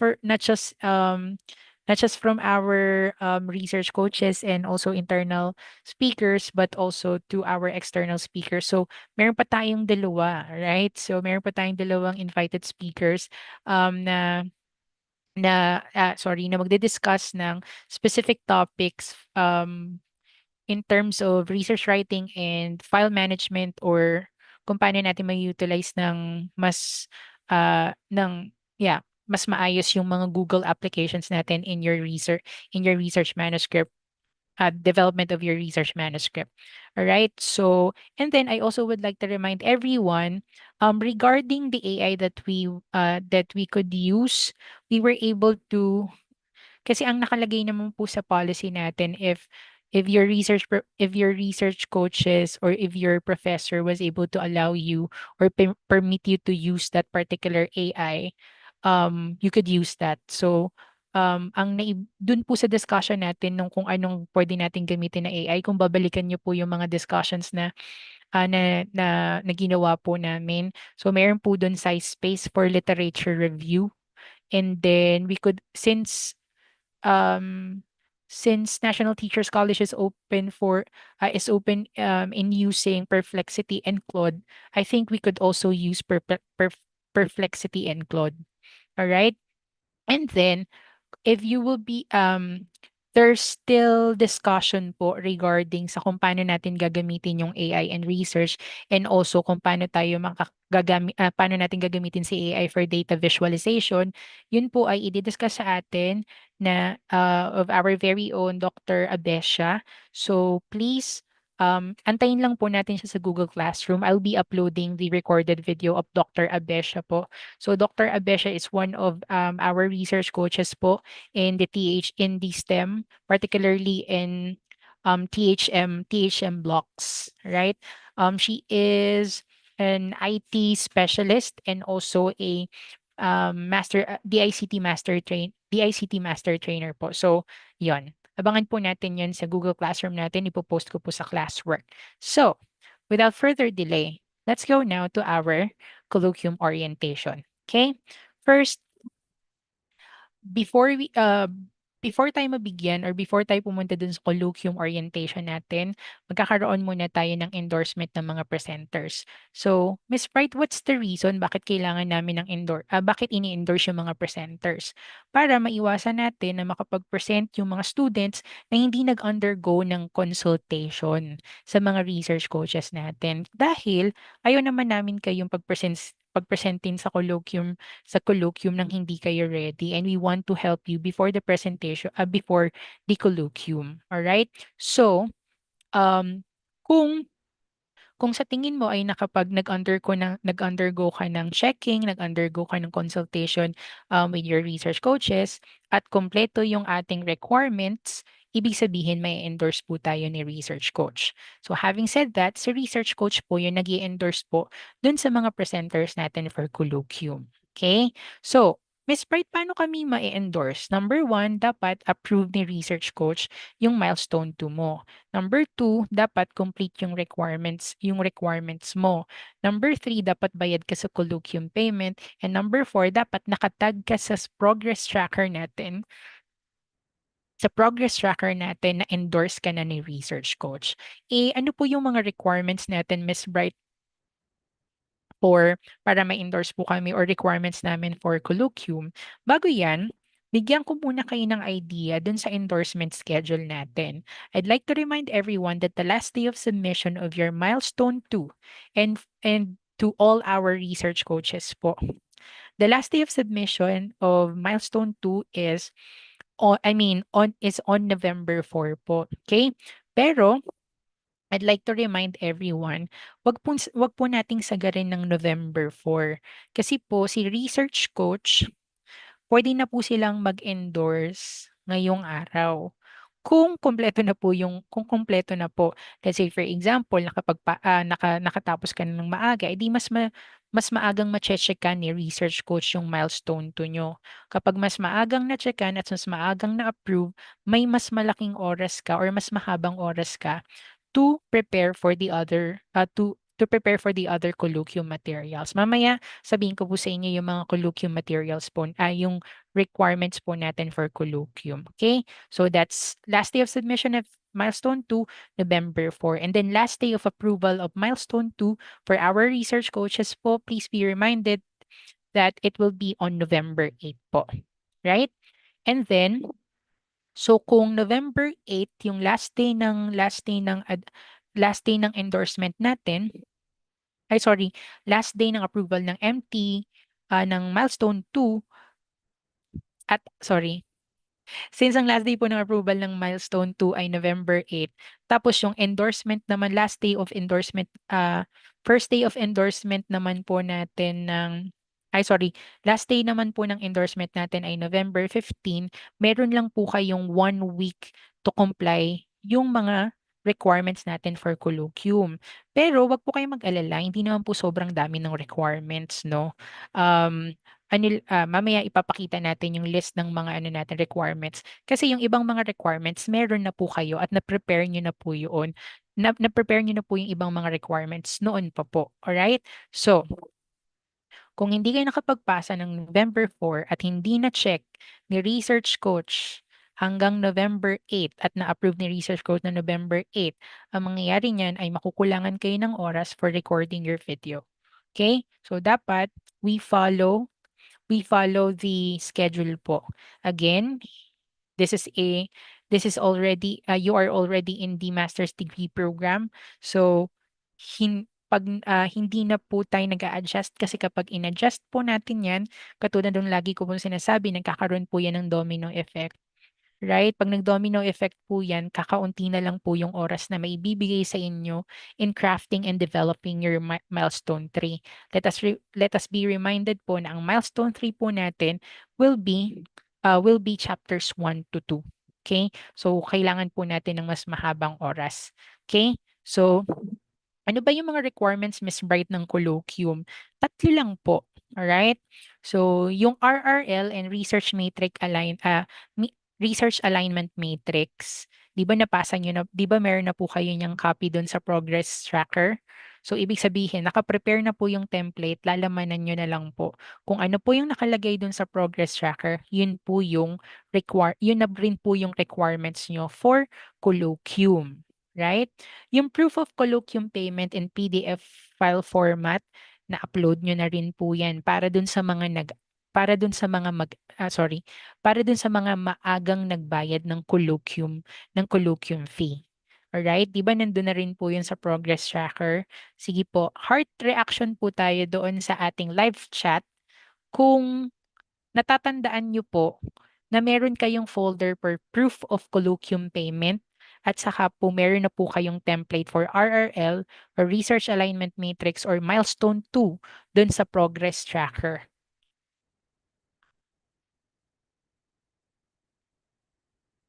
Okay? Ayan, may mga nagha-heart-heart na. Okay? So yung dalawang yun nasa progress tracker na. So ang wala na lang ay yung 5-minute research presentation recording. So Miss Bright, anong gagawin namin dito? So ganito lang po. Simple lang po.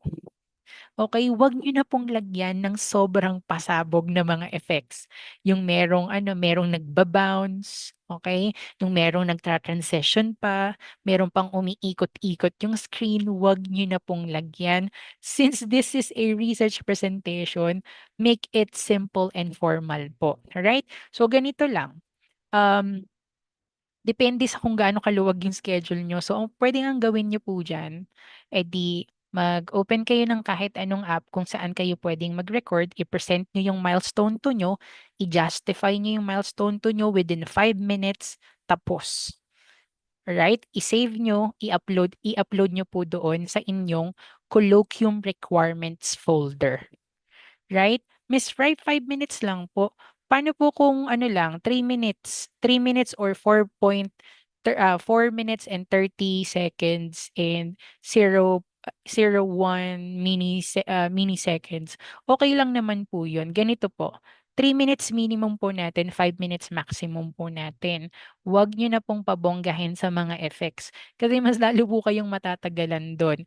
Ang titingnan po kasi ng mga panelists doon sa pre-recorded video po ng research presentation nyo ay kung paano nyo i-justify lahat ng laman or component ng milestone 2 nyo po.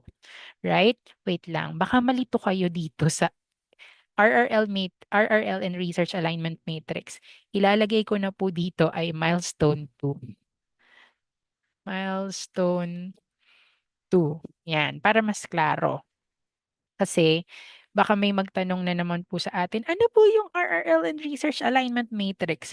Kung ano po yung ginagawa niya sa milestone 2, yun po yung hinihingi nating requirements. Okay? So, paano magre-record? O let's say for example, may Zoom ako, i-open ko lang yung milestone 2 ko, i-present ko sa Zoom, pumunta ako dun sa Research Alignment Matrix, i-justify ko lahat ng mga components ng milestone 2 ko, tapos. No more, no less. Okay? Kasi ang sasabihin dyan, hala, Miss Bright, 1 week lang talaga yung video recording. Hindi po namin yun kaya. Kaya nyo po yan. Basta hindi na po natin kailangan ng bagarbong effects. Alright? Yung simple at formal na dating ng presentation, okay na po yun. Right? Ang pinakang importante po dyan, makita po ng mga ng mga panelists natin na na-justify nyo po yung components. Kasi kung hindi nyo po na-justify, mas maraming tanong, mas maraming directives yung ibibigay ni panelist po sa inyo. Again, ano po yung tatlong requirements natin? Milestone 2, 5-minute research presentation recording, proof of colloquium payment. Okay? Yung tatlo lang po na yun. Miss Bright, bakit nawala yung plagiarism report sa AI report? Okay? Yung plagiarism report and AI report po at saka po yung AI declaration form, sa milestone 3 pa po natin yun gagawin. Right? Katulad po ng sabi ni Sir Jodel po kanina, na required po tayong magpasa ng AI declaration form. Again, yung AI report, plagiarism check, at saka po yung AI declaration form, sa milestone 3 pa po natin yun i-require. Alright? Saan po makikita ang OR? Saan niyo po ba nakikita ang OR kapag nagbabayad kayo ng tuition fee? Kung saan niyo po yung nakikita, doon niyo po makikita rin yung OR niyo po sa um, OR niyo po sa Colloquium. So kung nakikita niyo po siya sa student portal, doon din po natin makikita yung ating OR number. Right? Next, Colloquium scheduling. The research coaches of each cluster will be responsible for notifying the masterclass coordinator when students are ready for the colloquium and need to be scheduled for the presentation. Pero ako po yung nag-aayos po nung yung schedule po natin. Unang question, kailan po ba ang schedule ng colloquium natin? Ang colloquium po natin ay mula November 15 hanggang November 28. Hanggang November 28 lang po. So kapag hindi po kayo nakapag-colloquium ng November 28, ibig sabihin, re-enrollment po yun ng GED 106R. Pero alam kong kaya niyong makahabol hanggang November 28 kasi medyo mahaba-haba naman po yung palugid natin for your milestone 2. Okay? So kailan i-release ang schedule? Yung first 3 days ng colloquium natin, pipilitin ko po siyang ilabas ng November 16. Pero ganito po yung gagawin natin. Siyempre hindi po natin alam kung saan tayo malalagay na schedule, no? Pero most of the time, alphabetically po yung arrangement po ng schedule natin. So, ang expectation po natin, maaari po kayong malagay sa first 3 days. So, kailan yung first 3 days natin kung November 16? So, mula Monday, Tuesday, and Wednesday. Expect po tayo na ganun lang kaikli yung preparation at ganun lang kaikli yung announcement or release ng schedule for first 3 days. Alright? Kasi po, aantayin ko pa rin po yung mga endorsement hanggang November 15. Okay? Again, mag-expect po tayo. Kaya po ina-announce na namin kung kailan po yung colloquium period para at least ahead of time makapag-prepare and makapag-adjust din po kayo ng schedule. Kasi ang unang tanong dyan, Miss Bright, makukuha ba namin yung preferred schedule namin na nilagay natin sa submission form? Mamaya sasagutin po natin yan. So ngayon pa lang, ini-inform na po namin kayo to adjust schedule kung kayang i-adjust. Okay? Ang colloquium period po natin ay November 15 to 28. So may possibility po na pag nag-release ako ng November 16, meron pong makakakuha ng schedule ng it's either November 17 po yung start or November 18. Right? So I'd like to give you kung ano yung maaaring mangyari dun sa schedule po natin. Ano po, ngayon pa lang, kailangan mag-adjust na po tayong schedule natin. And then, the release of succeeding days will be on November 19. Miss Bright, bakit ang layo ng pagitan? Kasi po merong dalawang way akong ginagawa po kung paano po makikita yung schedule para informed po talaga kayo na i-discuss po natin later. Right? So, ganito po yan. Again, ang colloquium period po natin ay November 15 to 28. Release ng schedule ng first 3 days, November 16. So, ibig sabihin po, yung first 3 days natin would be November 17, 18, 19. Expect po na meron sa inyo at marami sa inyong mapupunta. So, November 17, 16, and 18. 17, 18, 19. Pero may advantage po yan. Miss Bright, anong advantage kapag nalagay kami dun sa unang araw at unang linggo ng colloquium? Ang una niyo pong advantage, mas mahaba po yung time niyo para makapagsulat ng manuscript. Kasi tapos na kaagad kayo November 17 pa lang. Kailan yung pasahan ng manuscript? So kapag pagkatapos yung mag-colloquium, pahinga lang ng saglit, tapos edit ng milestone 2, tapos write ng manuscript. So kung November 17 pa lang tapos ka na ng colloquium, ilan yung weeks na mabibigay sa iyo in order for you to craft your milestone 3. Alright? So ano naman pong mangyayari kapag dun kami nalagay sa 28? Most of the time, ang nilalagay po natin sa 28 ay yung mga late na na-endorse. Alright? So, ang mangyayari po sa inyo, magiging konti lang po yung ano no, yung time niyo po para makapagsulat ng manuscript. Pero enough pa rin naman po 'yun para makapagsulat ng manuscript. Okay? So mga 3 weeks po. So kung November 17 nakapag-colloquium na kayo, nabigyan kayo ng halos 5 weeks. Okay? So wala naman pong problema na malagay kayo dun sa November 28. Yun nga lang po yung magiging disadvantage. Saktuhan lang po yung mabibigay na oras sa inyo to write your manuscript. Right? So, mhm. Yes po, required pong naka-open cam. Naka-open camera 'pag nagvi-video po. Paano po namin malalaman kung sino yung nagpe-present kung hindi po kayo naka-turn on ng camera? Kahit po sa colloquium dapat naka-turn on din po yung camera niyo po sa interpellation. Alright? So, yun. I hope na-clarify natin yung schedule. Where to find the colloquium schedule? Dahil love na love namin kayo, 2 beses namin kayong papaalalahanan. Okay? So, una makikita niyo yung schedule doon sa Google Classroom natin. Magpo-post po ako doon ng sheet wherein doon niyo po makikita kung ano po yung time slot at anong araw po kayo magko-colloquium. So iche-check niyo po yun doon. Pangalawa, para mas informed and notified kayo, naggagawa po ako ng calendar invite, i-add ko po kayo dun sa calendar invite. So meaning, may marireceive po kayo na email and may marireceive po kayong calendar invite na magre-reflect both sa email nyo at saka po sa calendar nyo. So, aantayin niyo po 'yon. Okay? So, dalawa. Una, dun sa sheet na ishe-share ko sa inyo, makikita niyo dun yung schedule niyo. Pangalawa, makikita niyo rin sa email niyo at saka sa calendar niyo kung kailan yung schedule ng colloquium niyo. Okay? Number 2, what if I'm not available on the given schedule? Kaya nga po ini-inform na namin kayo ahead of time na ang maaaring schedule po na mabigay sa inyo ay any dates from November 15 to November 28. So we have to be ready. Paano po, Miss Bright, kung meron talaga kaming importanteng schedule noon.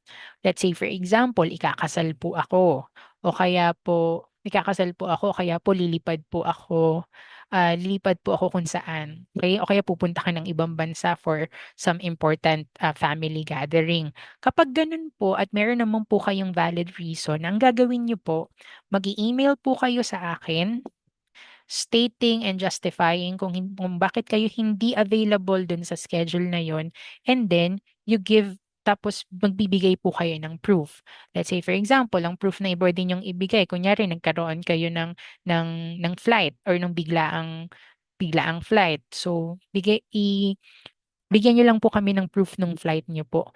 Let's say for example, nagkasakit kayo.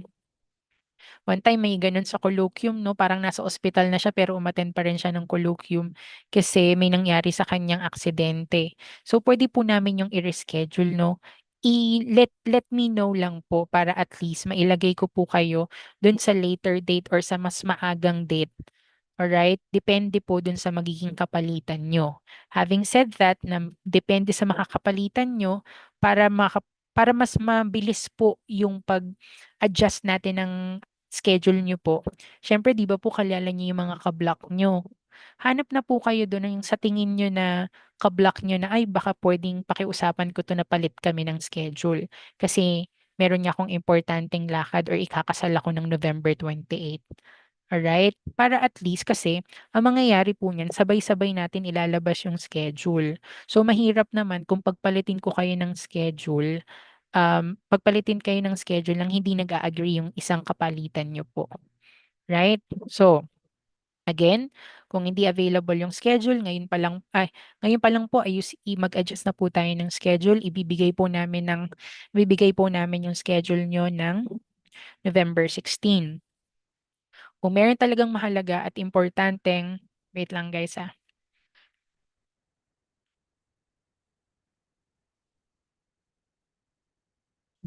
Kung meron po talagang importante na lakad, hanap ng kapalitan, email niyo po akong dalawa or email niyo po ako tapos i-CC niyo po dun sa i i-copy niyo po yung ano niyo, yung kapalitan niyo ng schedule, tapos justify kung bakit hindi kayo makakapunta and then proof po na kung bakit di kayo available tapos and then share your proof po na kung bakit hindi kayo available po during that time, right? Next, are we going to get the same schedule we selected in the submission form? Right? Um, Depende po. Depende po sa availability ng panelist. Kasi ganito po yun. May mga panelist naman na available ng maaga. Let's say for example, syempre, ang naiisip natin, no, paano kung nasa ibang bansa ako, iba yung time, iba yung, basta iba yung time. Merong advance, merong late, or umaga dyan sa inyo, pero gabi dito sa amin, pero umaga dyan sa inyo, so may trabaho kayo. So, meron naman pong mga panelists na na available ng umaga, kaso nga lang po, kakaunti po sila 'no. Kung meron pong at least dalawang panelist na available po ng umaga at gusto niyo po yung umagang schedule, puwede po natin yung gawin. Pero most of the time, natatapos po ang klase ng mga professors natin ng 5 PM. Kaya most of the time po, 5 to 7 5 PM to 10 PM po pumapatak ang colloquium. Magkakaroon lang po ng maaga na schedule kung may dalawang panelist or tatlong panelist na available doon sa umagang slot. Let's say for example, may tatlong panelist na nagsabi na available sila for 10 AM to 10 AM to 12, dun lang po tayo makakapagbukas ng slot. Pero kung iisa lang yung panelist na sinabi niya na available siya ng 10 to 12, hindi po pwedeng mag-proceed yun. Kasi po dapat 2 to 3 panelists po yung nakaupo po dun sa room. Right? So expect po natin most of the schedule ay papatak ng 10 PM to 10 PM. 5 PM to 10 PM. Miss Bright, mula 5 PM to 10 PM ganun yung schedule? Hindi po. Dala-dalawang oras po yung slot natin eh. So 5 to 7, paano ba? 5 to 7 PM, 7 to 9, 8 to 10. Pwede pong ganun pumatak yung mga oras po. Ken, siniset na po natin yung expectation para alam niyo po kung paano kayo mag-a-adjust. Okay? Pipilitin po natin na kung ano po yung nilagay niyo doon ay masunod natin, pero nakadepende pa rin po yun sa availability ng panelist. Okay? Let us remember po na meron din po tayong kasabay na pre-oral and oral. So makikihati din po tayo, makikishare din po tayo ng panelist po sa kanila. Okay? Again, expect most of the schedule will be 5 p.m. to 10 p.m. Pero hindi yung buong oras na yun po, no? 5 to 7, 7 to 9, 8 to 10. Depende po sa availability ng mga panelist po natin. Right? Hindi po ako yung may gusto ng gabi po, no? Availability po ng panelist yung tinitingnan po natin. Next, before the colloquium, magkakaroon po tayo ng orientation, which is ginagawa na po natin ngayon. And then, magkakaroon din po tayo ng colloquium simulation. Kailan po yung colloquium simulation, Miss Bright? May consultation kayo next week. After nung consultation po nung next week, November 15, mas maganda pong dapat po maka-attend kayo ng course session natin ng November 15 kasi sa November 15 po magkakaroon tayo ng colloquium simulation at final coaching po. Right? Miss Bright, anong ginagawa dun sa colloquium simulation? Magko-colloquium tayo. Meron tayong isang sample, tapos ipapakita namin sa inyo yung buong process, anong nangyayari sa colloquium, ano yung karaniwang tinatanong, ano yung ginagawa ng mga panelist, paano manggisa ang mga panelist. Charot, hindi po sila nanggigisa. I mean, paano magtanong yung panelist, paano nagiging process, ano yung flow, tapos ano-ano yung mga kailangan nating tandaan para ma-ace natin yung colloquium. Sa November 15 po natin lahat yan gagawin. We will be guiding you po. We will be guiding you or we'll be having simulation and final coaching before colloquium. Hindi po namin kayo iwan, wag po kayong mag-alala, alright? So, similarly po, dahil may orientation tayo at colloquium simulation po with the students, ganun din po, may orientation din po kami with your panelist. Alright? Para inform din po sila dun sa rubric na fina-follow at dun po sa ating processes na fina-follow for colloquium. Okay? During the colloquium, 15 minutes po ang ibibigay sa kada presenter. Miss Bright, hindi ba sobrang ikli ng 15 minutes? Right? Sa 15 minutes po, kaya po ang isang student. Kasi meron naman po kayong 5-minute video presentation wherein gina-justify nyo na po doon. So, ang mangyayari po sa colloquium, directives na lang po or yung mga direktibo na lang po yung ibibigay sa inyo ng panelist. Tutulungan nila kayo paano ayusin yung title, anong framework yung pwede nyong gawin. Instead na ito yung gamitin mong theoretical framework, ito yung gamitin mo. Yung statement of the problem mo, ayusin natin, ganito gawin mo, ganito gawin. Kaya siya kaya ng 15 minutes. Doon sa 15 minutes, kaya mo pang makapagtanong dyan. Kung hindi ka nakapagtanong, nandyan pa rin naman si research coaches. Nandyan pa rin naman si research coach para ma-clarify kung paano yung gagawin, paano gagawin doon sa mga comments ng panelist natin. Right? So, doon sa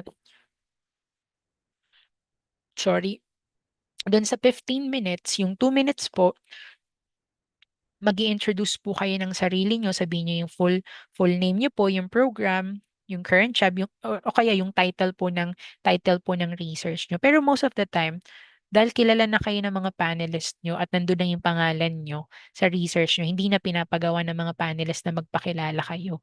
Diretso na kagad ng interpellation. Diretso na kaagad ng Q&A. That's interpellation, guys. So, 15 minutes na interpellation. Okay? After the colloquium, hindi hindi niyo na po after the colloquium, hindi na po sila magre-reconvene para i-meet po ulit kayo. So, Miss Bright, sino na magche-check po ng edited namin na milestone 2? Ang magche-check po niyan ay yung research coaches niyo na po. Alright? So, after the colloquium po, Miss Bright, ano pong gagawin namin? After the colloquium, pahinga lang kayo saglit. Tapos, edit na po kaagad kayo ng milestone 2.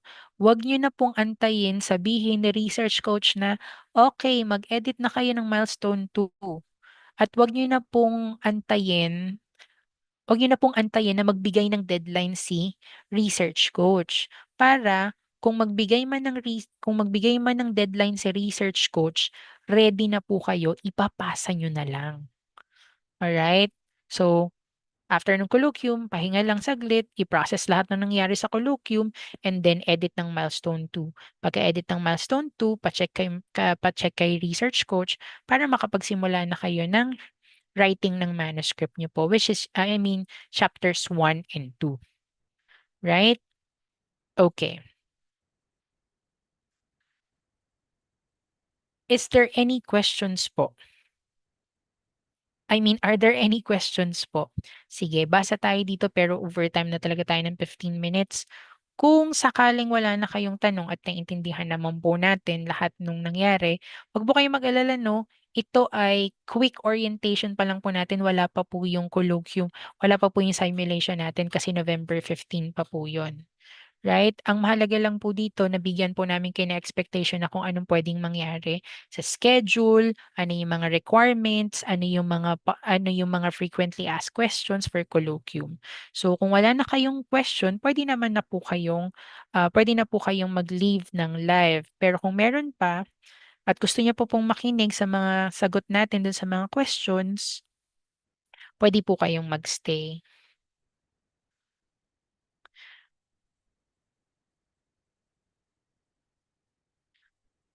Ay, dito, ulitin ko ulit sa akin, picture lang in-upload ko sa proof of payment ng Colloquium. Okay na po yun kahit hindi naka-PDF file. Kung basta po visible po yung OR number niyo po. Yun ang mahalaga po doon kahit hindi po naka-PDF file.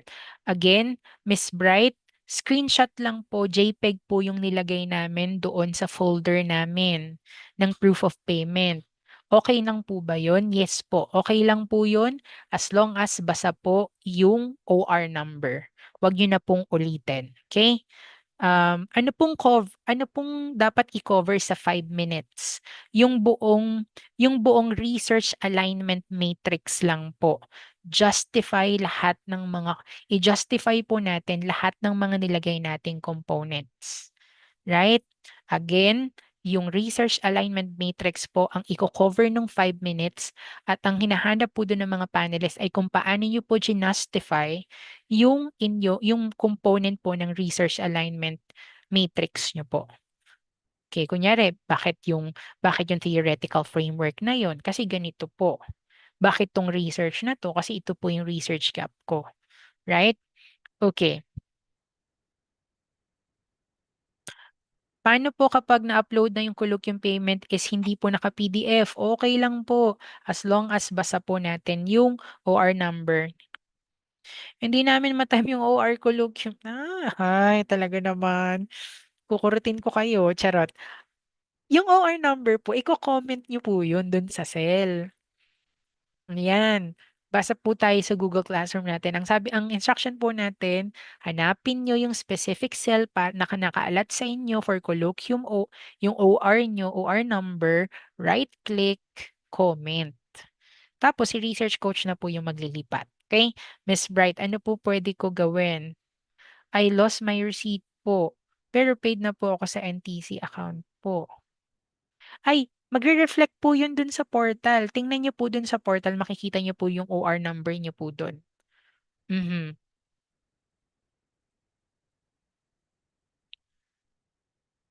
Doc Bright, may template po ba ng presentation? Wala pong template ng presentation kasi ano naman po, ang ipe-present nyo naman po yung mismong milestone 2. Gagawa lang po kayo ng PowerPoint presentation kung nakakaluwag-luwag po kayo. Pero kung hindi na po kayo ng oras nyo, pero mas efficient po, no, kung i-present nyo na lang po dun sa video presentation nyo yung mismong milestone to nyo po. Yun po ang pinakamadali at efficient way kasi parehas lang din naman po yun. Okay? Kasi kung ano yung ilalagay nyo kung ano yung ilalagay nyo dun sa deck, kung magpe-prepare kayo ng deck, ika-copy-paste nyo lang naman din po yung nandun sa milestone 2. Wala naman pong grade kung gaano kaganda yung presentation deck. Ang gigradean po nila ay yung alignment. Okay? So, no need na po for deck template. Hindi na po. I-present nyo po yung milestone to nyo. Okay na po yun.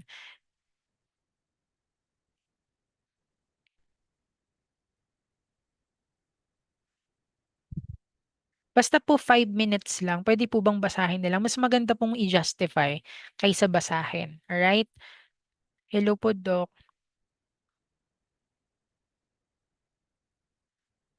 Ay, oh. Lahat po ba ng tab sa Excel ay ifi-fill out po?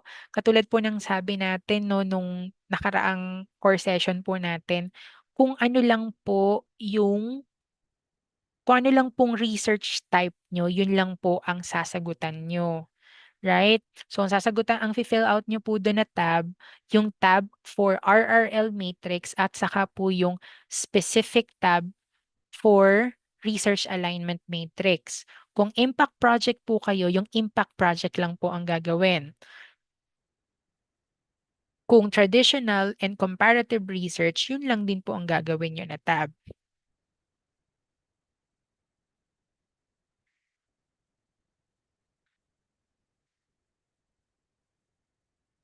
Nasagot ko na to. Mhm.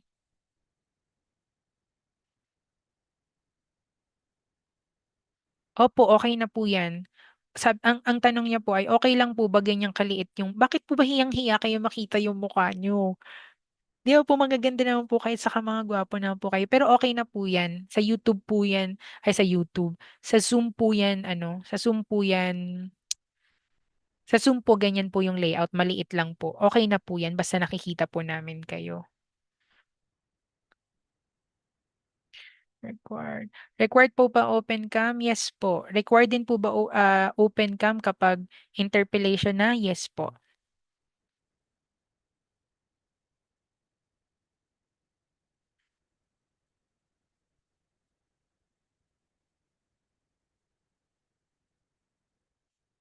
Mhm. Ay, opo, no? November 15, ang compre exam.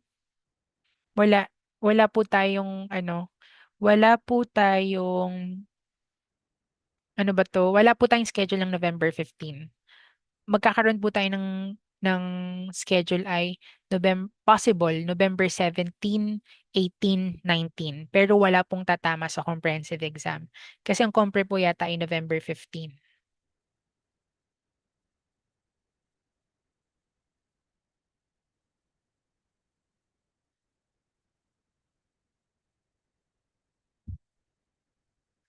Aha. Nasagot ko na 'to, yung paano 'pag di available 'pag weekdays, puwede po bang magpa-resched? Kung meron po kayong valid reason at meron po kayong proof na maibibigay po sa'kin, email niyo po sa akin para mailipat ko po kayo. Yes po, wala pong tatama dun. Nilagay ko lang po yung colloquium period ng 15 to 28 kasi sinama ko po yung pag-process din po natin ng calendar at saka ng schedule. Pero ang totoo po talaga magiging first day natin will be November 17. Wala pong colloquium 'pag Sunday. Pahinga po ng lahat yun. Prof. Bright, may template po ba kung paano po yung flow ng presentation? Kung ano po yung flow ng ano nyo po, flow ng milestone 2 nyo po. Yun din po yung flow ng presentation nyo po.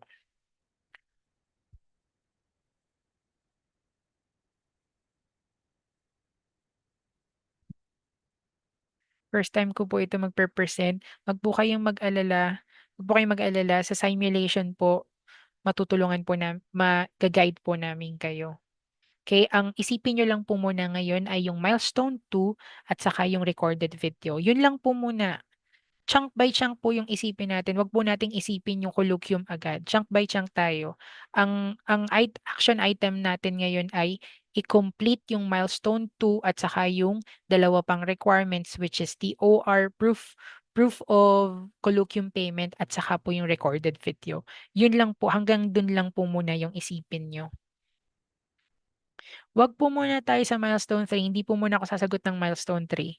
Kasi mape-pressure po kayo kung iisipin din po natin yung milestone 3.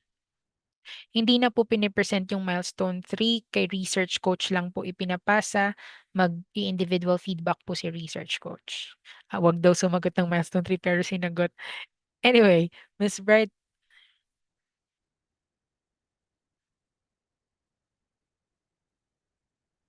yes po, nasa YouTube pa rin po yung mga past live natin.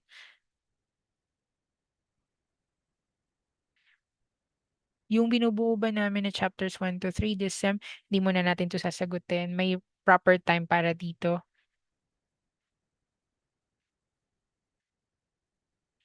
Pare-parehas na yung tanong. Siguro nasagot ko na po ito.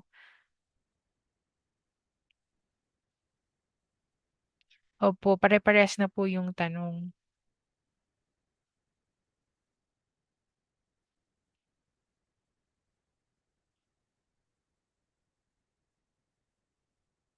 Okay, pare-parehas na po. Iyon. So, if you have some clarification, pwede niyo pong balikan 'tong YouTube live na 'to. Nandiyan, hindi naman po dini-delete po kung sino po may-ari po nung ano po, ng YouTube, yung YouTube ano natin, channel. So, pwede niyo pong balikan. Tapos kung meron pa po kayong question, you could, send me an email po or, yeah, dun po. Or pwede rin po tayo magtanong dun sa mga houses, dun sa mga chat space po ng mga houses po natin. Andun rin naman po ako, member po ako ng lahat. Okay? So, yun lamang po. Next week, ang action items po natin ay gawin yung milestone 2, um, magbayad ng Colloquium at ilagay doon sa folder, and then yung recording po yung recording po ng sorry, yung pre-recorded video niyo po ng presentation. Yung tatlo lang po muna ang isipin niyo, wag niyo po munang isipin yung milestone 2 at yung compre. Dadating po tayo ng discussion doon sa mga banda-banda pa po doon. Okay? Yun lang po muna yung isipin niyo. So, I think we could now end the live.